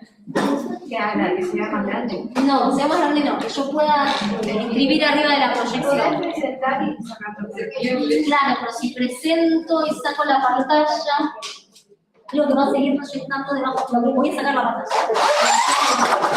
Pero va a quedar medio por abajo, ¿ves? La idea es que no me cortara. La idea es que no me cortara la gráfica, porque quería mostrarles cómo se ve en el dibujo. Pero bueno, paciencia, se cae. A ver si puedo.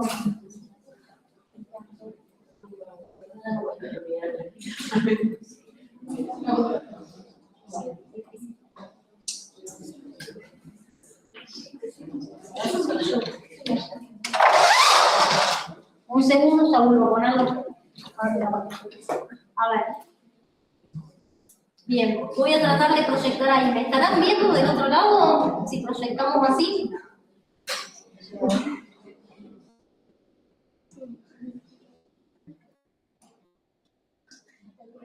Bueno, a ver, vamos a ver. Vamos a volver a poner la pantalla.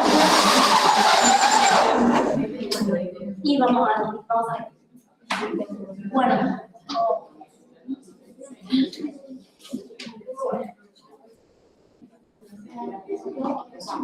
Voy a compartir precisamente.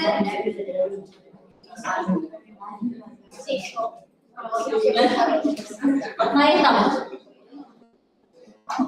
Bien, tenemos entonces, compartiendo directamente del otro lado, lo tienen que estar viendo, es simplemente la diapositiva.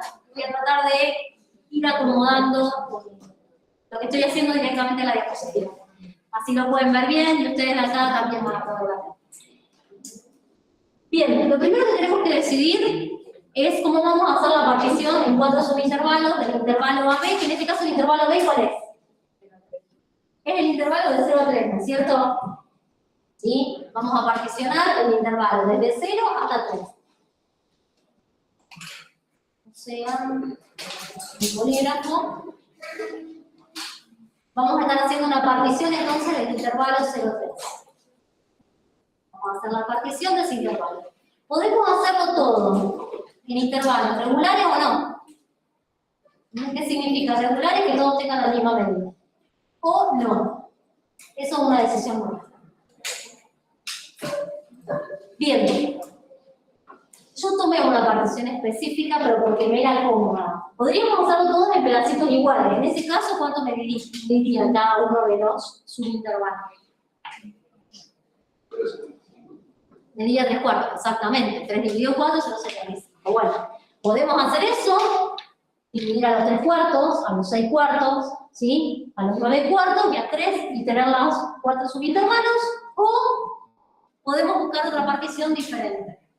Eso es a gusto de cada uno. Por ejemplo, también podríamos decir que el primer subintervalo vaya del 0 a 1, porque me es fácil leer más o menos el valor aproximado de la función, que el otro vaya, no sé, al 2 y pico, que es muy fácil leer. Eso es a gusto de cada uno. Si quieren, si les parece, hacemos el que yo ya tengo preparado, porque hice la cuenta, más que nada, podemos tomar eso. Por ejemplo, yo tomé como partición, yo la domina de las cuentas me resulta más o menos linda, tomé el 1, 0, el 1, acá sería 0, 1, me van siguiendo por puntos que estoy tomando, ¿no? Mi x0 sería este que está acá. Mi x1 sería el 1. A mi x2 lo tomé en 3 medios. Tenemos el número de 3 medios. A mi x3 lo tomé en 2. Bien. Y a mi x4 también lo tomé en 2. Y a mi x5 lo tomé en 3. ¿Está bien que haya tomado 5 valores? Sí, porque quiero dividir en 4 subintervalos. 0, 1, 3, 2 y 3. Esa sería mi partición. Una vez que tomé mi partición, que insisto, ustedes pueden tomar otra si quieren. Yo ya hice las cuentitas. Echamos una que te echa las cuentas. Ahora tengo que elegir, indicar cuáles son mis subintervalos y elegir los puntos compatibles. Una vez que elijo los puntos compatibles, elijo cuánto vale la función en esos puntos y calcula la longitud de los intervalos. A ver, el orden en que completemos la columna lo podemos ir viendo nosotros. Por ejemplo, acá, lo primero que podríamos completar es qué subintervalos tenemos, ¿no? ¿Cuál sería el primer subintervalo? De 0 a 1, ¿no? De 0 a 1, ¿qué longitud tiene? Longitud delta T sub I, 1. Después tendríamos el segundo subintervalo. ¿De 1 a dónde? De 1 a 3 medios. Longitud de ese. Como no la toma regulada, las longitudes pueden cambiar, ¿no? En este caso, ¿cuánto vale la longitud? 0,5 o 1 medio, perfecto. 1 medio. 0,5, como ustedes quieran poner lo mismo. Después de que sigue, de 3 medios a 2, perfecto. Ese sería el tercer subintervalo, de 3 medios a 2. Genial. De 3 medios a 2, ¿qué longitud tiene también? ¿Cuánto? Hacen 2 menos 3 medios. ¿Cuánto hace 0,5 también o 1 medio. Perfecto. Ahí estamos. Y el último, de los 4. Muy bien, de 2 a 3. Y acá otra vez la longitud nos da 1. Con el número 1. Pero los intervalos sí tienen que ser cerrados. Después de que compartan el 1. No, no pasa nada. Porque en el extremo y el extremo interior. Inferior de uno, pero es el inferior del otro, del otro, del otro. Y, a ver, vos tenés que tomar un punto que esté en el intervalo. En este caso pide que todos seamos inferiores, que todos sean los superiores y que después sean puntos diferentes a los que tomamos. Pero vos también podrías ir eligiendo. Uno toma el inferior, otro toma el superior, otro toma el punto medio. No hay una regla. Claro, yo pensé que como era en la continuación, se ponía uno el corchete y el otro pared. No se llama. Bien, tenemos entonces dos subintervalos. Las longitudes de cada uno, los puntos de muestra que nos dice acá, ya nos lo aclara, el extremo izquierdo de cada subintervalo. Si es el extremo izquierdo no podemos elegir el diferente. ¿Qué vamos a elegir en el primero? 0, no tenemos opciones, ¿no? ¿Cuánto vale la función en 0? 9. Después, en el segundo, tenemos que elegir el 1, ¿no? Porque tenemos que elegir siempre el extremo inferior. Acá nos dice que siempre tenemos que elegir el extremo inferior. ¿Cuánto vale la función en 1? Aproximadamente 8. Me parece que eligiera menos, pero no es un menos. Perdón que ha dado la aclaración. Acá parece que eligiera menos, ¿sí? Pero el problema fue que cuando capturé la pantalla, me tomó las rayitas del otro lado, si no son menos. Pido disculpas porque me acabo de dar cuenta que parecen menos, para mí fue natural, es que capturó la pantalla entera y ese pedacito pareciera menos. En realidad son estas mismas cuadrículas que están del otro lado. Ahora lo veo. Es un 8, sí, no un menos 8, por supuesto. No tiene mucho sentido. Después tomamos 3 medios. Acá en 3 medios, ¿sí? Le vamos a un más o menos, ¿sí? No nos va a dar el valor exacto. Yo tomé para 3 medios. Si lo leemos desde la gráfica nos va a dar un valor aproximado, pero ¿qué podemos hacer? Si queremos un valor exacto. Reemplazar porque nos dieron la función. Cuando no nos dan la ley de la función, tenemos que mirar lo aproximado del gráfico. Si nos dan la ley de la función, podemos reemplazar y calcular. O sea que acá tendríamos que tomar la función b de t, ya nos dieron, y reemplazar por t igual a 3 medios. ¿Cuánto les queda eso? Ya hice la cuenta.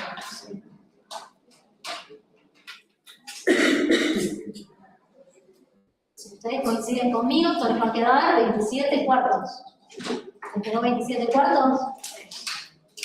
Bien, y finalmente el último punto de muestra, el último extremo izquierdo, el último subintervalo es 2. ¿Sí?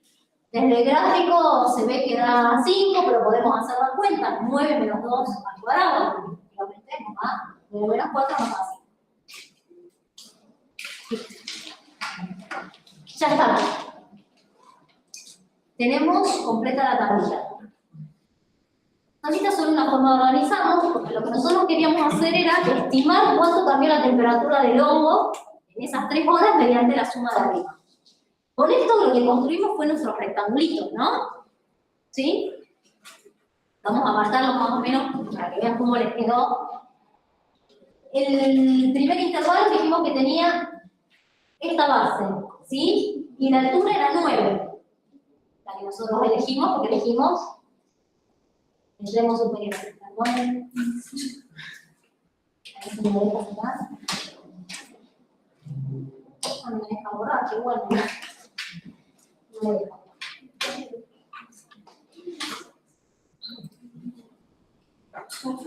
No me va a borrar. Bueno, la idea es que llegábamos hasta acá. Claro, si obviamente estoy escribiendo arriba, ¿no? Todo este rectangulito sería, ¿sí? Todo este que está acá. Después, para el segundo, dijimos que estaba en 3 medios. O sea,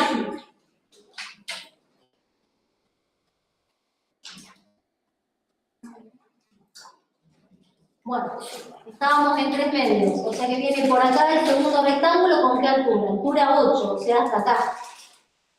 3 medios, altura 8 sería esta rectángulo de acá hasta abajo, hasta los 3 medios. Ese sería nuestro segundo rectángulo. Hasta ahora, ¿qué parece? Que nos estamos como pasando sobre el valor de la gráfica, ¿no? Porque siempre vamos un poquito más arriba con nuestros rectángulos. Es lo que parece. Después viene de 3 medios a 2, que sería el rectangulito que sigue, el pedacito que sigue, que tiene altura 27 cuartos. Bueno, acá ya no se ve muy bien, va hasta 2, que tiene altura 27 cuartos.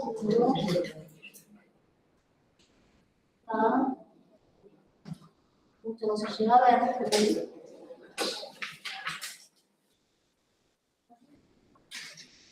No, por eso podemos llegar.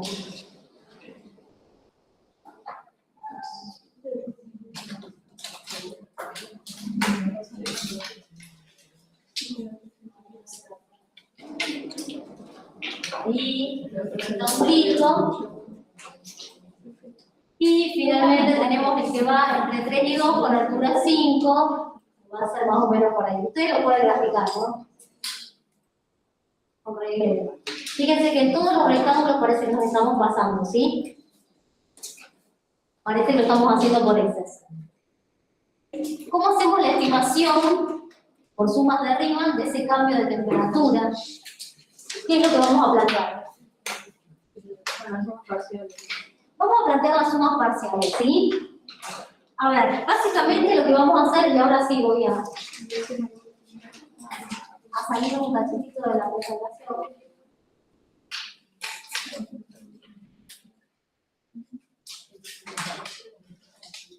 Voy a salir un segundito de la presentación y voy a venir acá.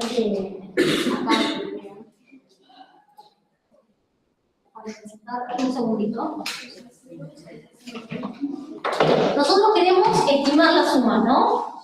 Hacer la estimación de esa variación de la temperatura. ¿Cuál es la variación de la temperatura que estamos planteando? ¿Por qué vamos a usar la suma de Riemann para estimarla? Esa es mi pregunta. ¿Por qué se plantea usar la suma de Riemann para estimar la variación de la temperatura? ¿Qué relación hay entre esa variación y la suma de Riemann? ¿Cuál sería la variación de la temperatura? Si la temperatura la llamamos T mayúscula, ¿cuál sería la variación de la temperatura en el intervalo 0,3?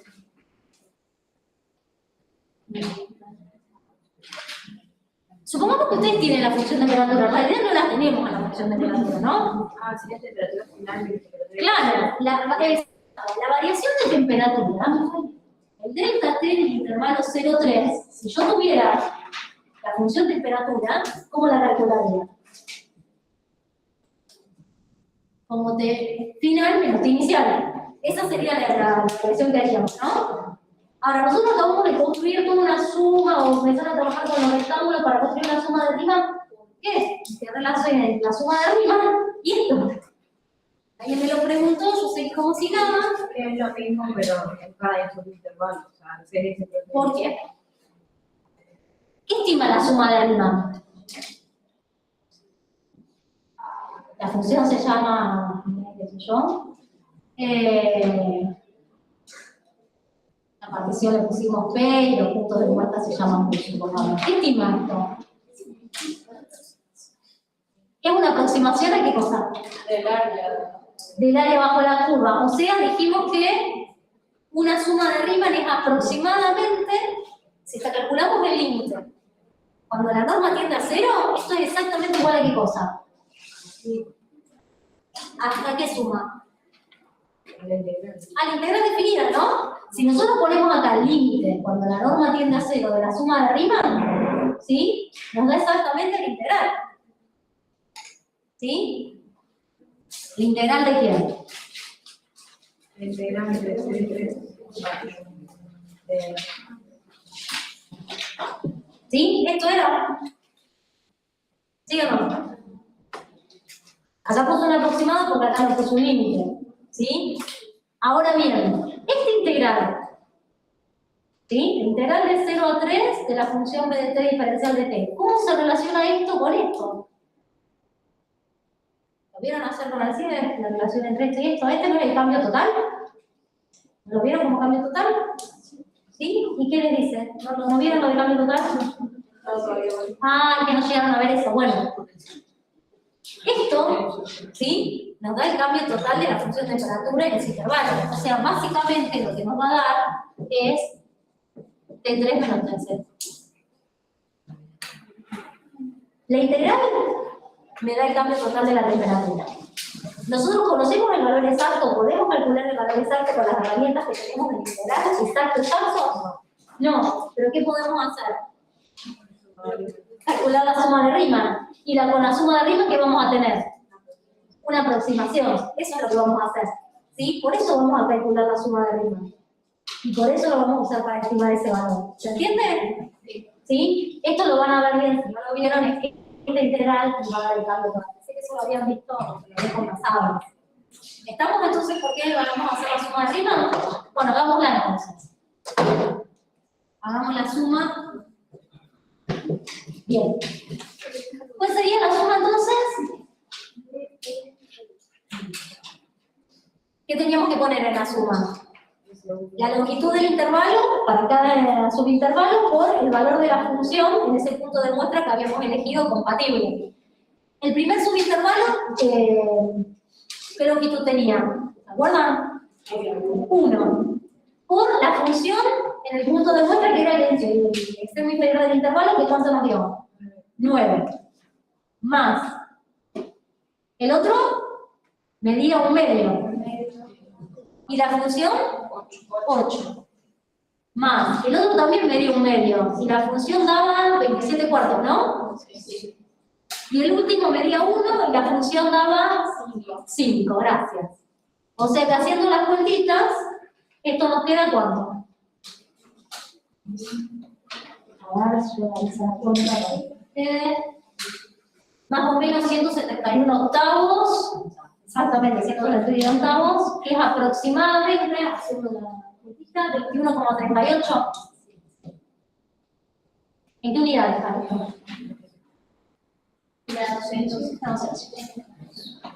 ¿Sí?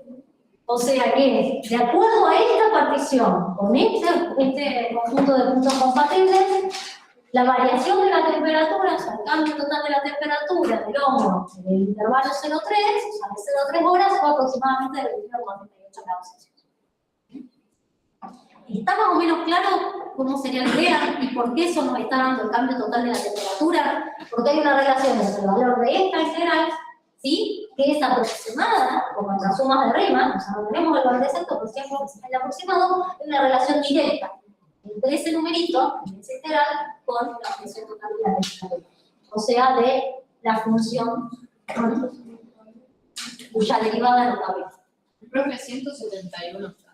171 octavos me dio a mí, pero hagan ustedes las cuentas, por favor. ¿Sí? Bueno, y después lo que hice fue para tener una medida más comprensible de lo que es la temperatura, y realmente lo pasé, hice 171 dividido 8 para saber más o menos cuántos grados, ¿sí?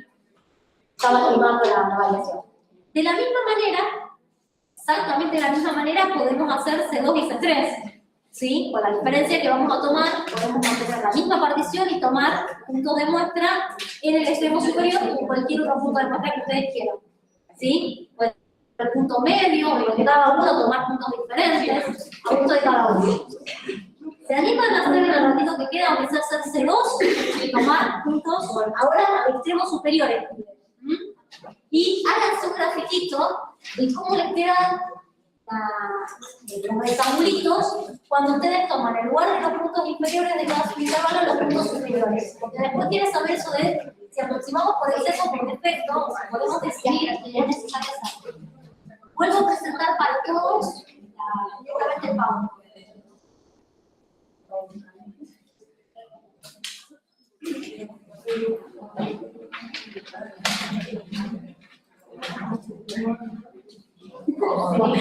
Este sería así medio bordado el segundo. Para C2 tenemos lo mismo, tomen la misma partición para poder después comparar. Cambien la partición ahora sí. Son de muestra compatibles, ¿sí?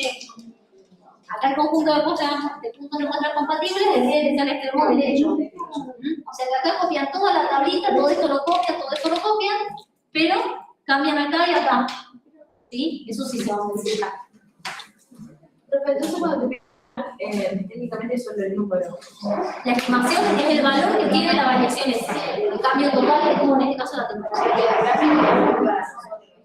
Sí, yo el gráfico, ¿saben por qué se lo agregué? No lo tiren. Se lo agregué para que después tengan una mejor idea de lo que van a hacer cuando les pide tratar de determinar si es por exceso o por defecto. Eso es lo que me parece que aportaba a hacer un gráfico más prolijo del que hice yo. Obviamente con el mouse cayéndome de banco no salía. Pero hagan ustedes más prolijo con regla y van a ver bien que esos primeros rectangulitos siempre iban por encima de la función. Y fíjense qué va a pasar con esto con los rectangulitos. Si van a quedarse todos por encima o todos por abajo. Y después vamos a ver por qué pasa eso. Y siempre las aproximaciones tienen que estar acompañadas de un gráfico para sacar un punto de muestra. No es necesario que ustedes acompañen el cálculo por los puntos con un gráfico para sacar los puntos de muestra. Basta que ustedes tengan el intervalo y decidan qué punto tomar dentro de ese intervalo. Numéricamente se lo pueden decir. No, si tenés el gráfico podrías estimar los valores después de la función en esos puntos. En este caso, pero la función ahí sí tenés que... Claro, en este caso, ¿qué hicimos? Hicimos los cálculos usando la ley de la función B porque la teníamos. Entonces, bueno, yo les decía, si lo miramos del gráfico, es aproximado, pero yo tengo la posibilidad, me dieron, digamos, la expresión algebraica de la ley de la función B, entonces lo calculo directamente. ¿Para qué voy a trabajar con una aproximación de ese valor si lo puedo tener justito? Entonces, hice el cálculo. ¿Sí? Si tuviéramos solo el gráfico para hacer la suma prima, que creo que lo pasa en el ejercicio 2, sugerida en la guía, ahí sí lo llevan de gráfico. No pasa nada, es una estimación igual.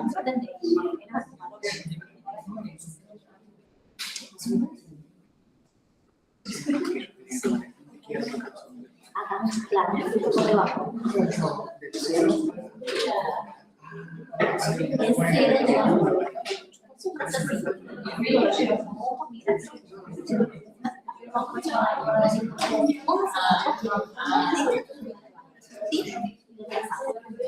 la base es de 0 a 9. Eso se va a parecer más a los gráficos. Dios, mira acá.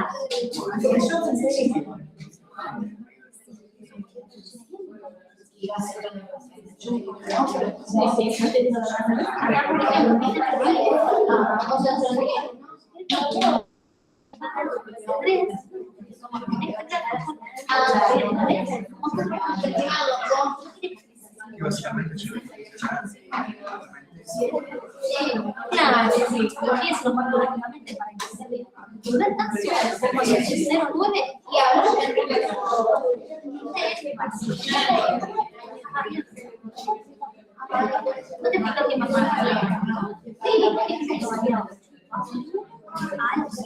Ahí.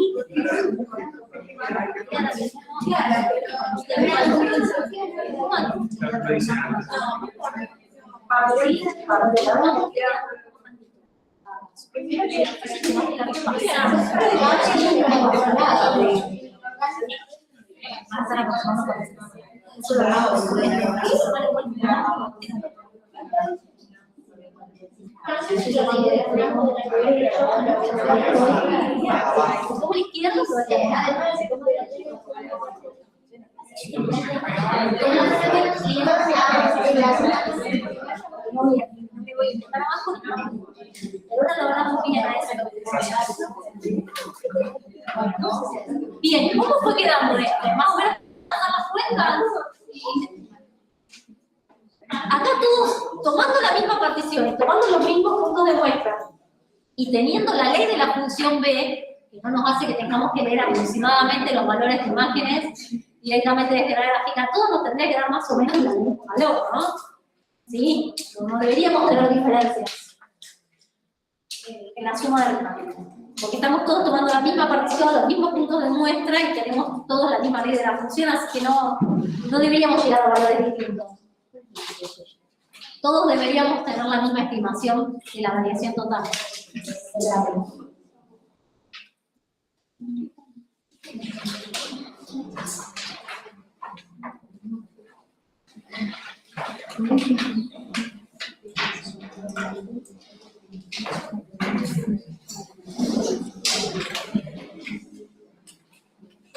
Acompáñense en un dibujito, no es porque sea necesario, no lo pide el ítem, sino para que después vean qué es lo que están haciendo cuando construyen esos rectángulos de aproximación. Cómo los están construyendo.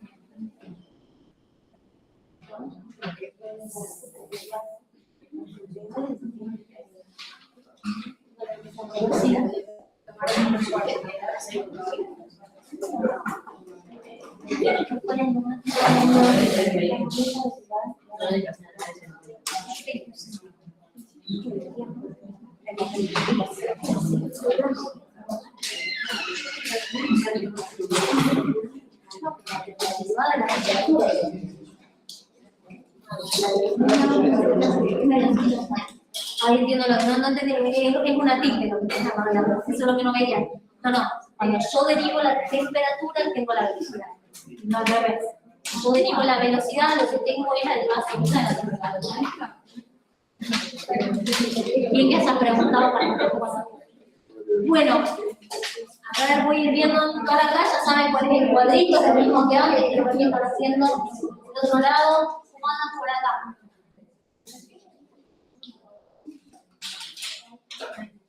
¿Cómo están acá? Del otro lado, con los cálculos. Les decía que más o menos a todos nos tiene que dar el mismo valor, no podemos tener diferencias, salvo si se quieren los decimales acá cuando expresan como número decimal el valor obtenido. No tendríamos que tener grandes diferencias porque todos estamos usando los mismos valores, los mismos puntos de muestra y demás. ¿Cuánto le da aproximadamente en C2 la variación total de la temperatura? 13,8. 13,8. Allá, alguien que haya hecho los cálculos.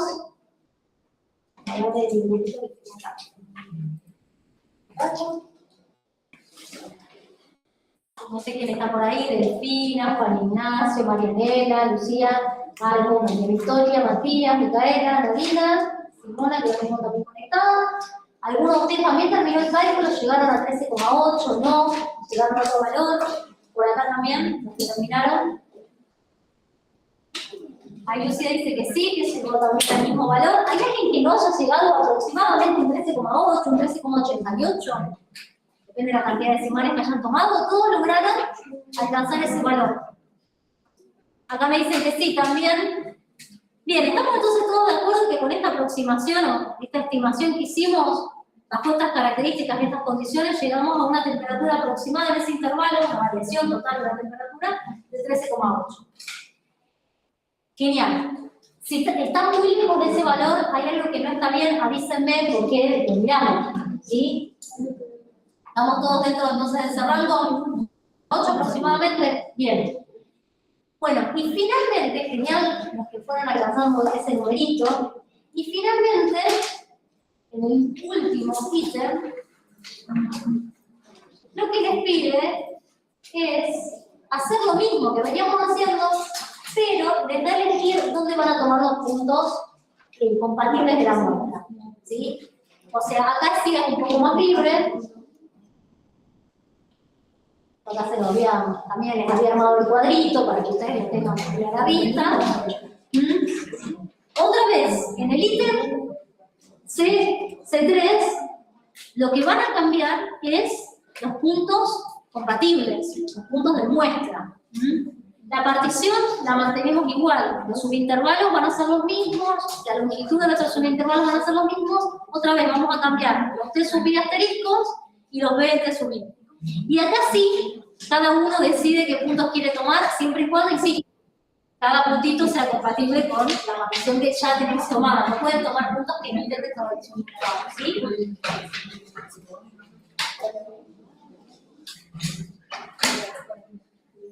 ¿Estamos entonces con eso? Vuelvo a presentar ahí. Y ahí está.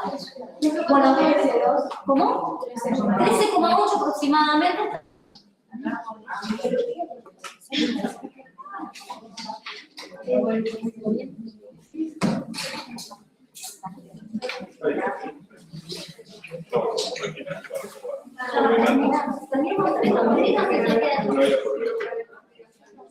A ver, si terminan esta cuenta mejor, si por lo menos terminamos el ítem C, pueden pensar lo que quieran y empezamos la discusión de la clase del lunes a partir de eso. ¿Sí? Pueden ir avanzando en esta clase. ¿Alguien llegó a tomar puntos compatibles acá? Calcular aproximadamente C3. ¿Una aproximación? ¿La tomaron 5 cuánto? 18,16. Bien, yo también hice una aproximación con los puntos que yo elegí, que me dio similar. Bien. ¿Hay más que los ha hecho? ¿Ahí también? ¿Más o menos? 17,55. Bien. No nos van a dar todos iguales ahora, ¿sí? ¿Por qué no nos van a dar todos iguales? Exacto, porque estamos tomando diferentes puntos de muestra. ¿Por qué? Porque el ejercicio nos autoriza. Bueno, del otro lado, ¿cómo fueron con esta parte? Yo lo miré con el otro. Si no lo pudieron terminar, terminen C3 y traten de avanzar con lo que queda de este ejercicio. Si el lunes arrancamos otra vez corrigiendo, ¿les parece? Corrigiendo y viendo cómo lo justificamos. Queda mucha justificación. Bien, ¿puedo tocar la grabación? Ya esta semana sí le subo todas las grabaciones.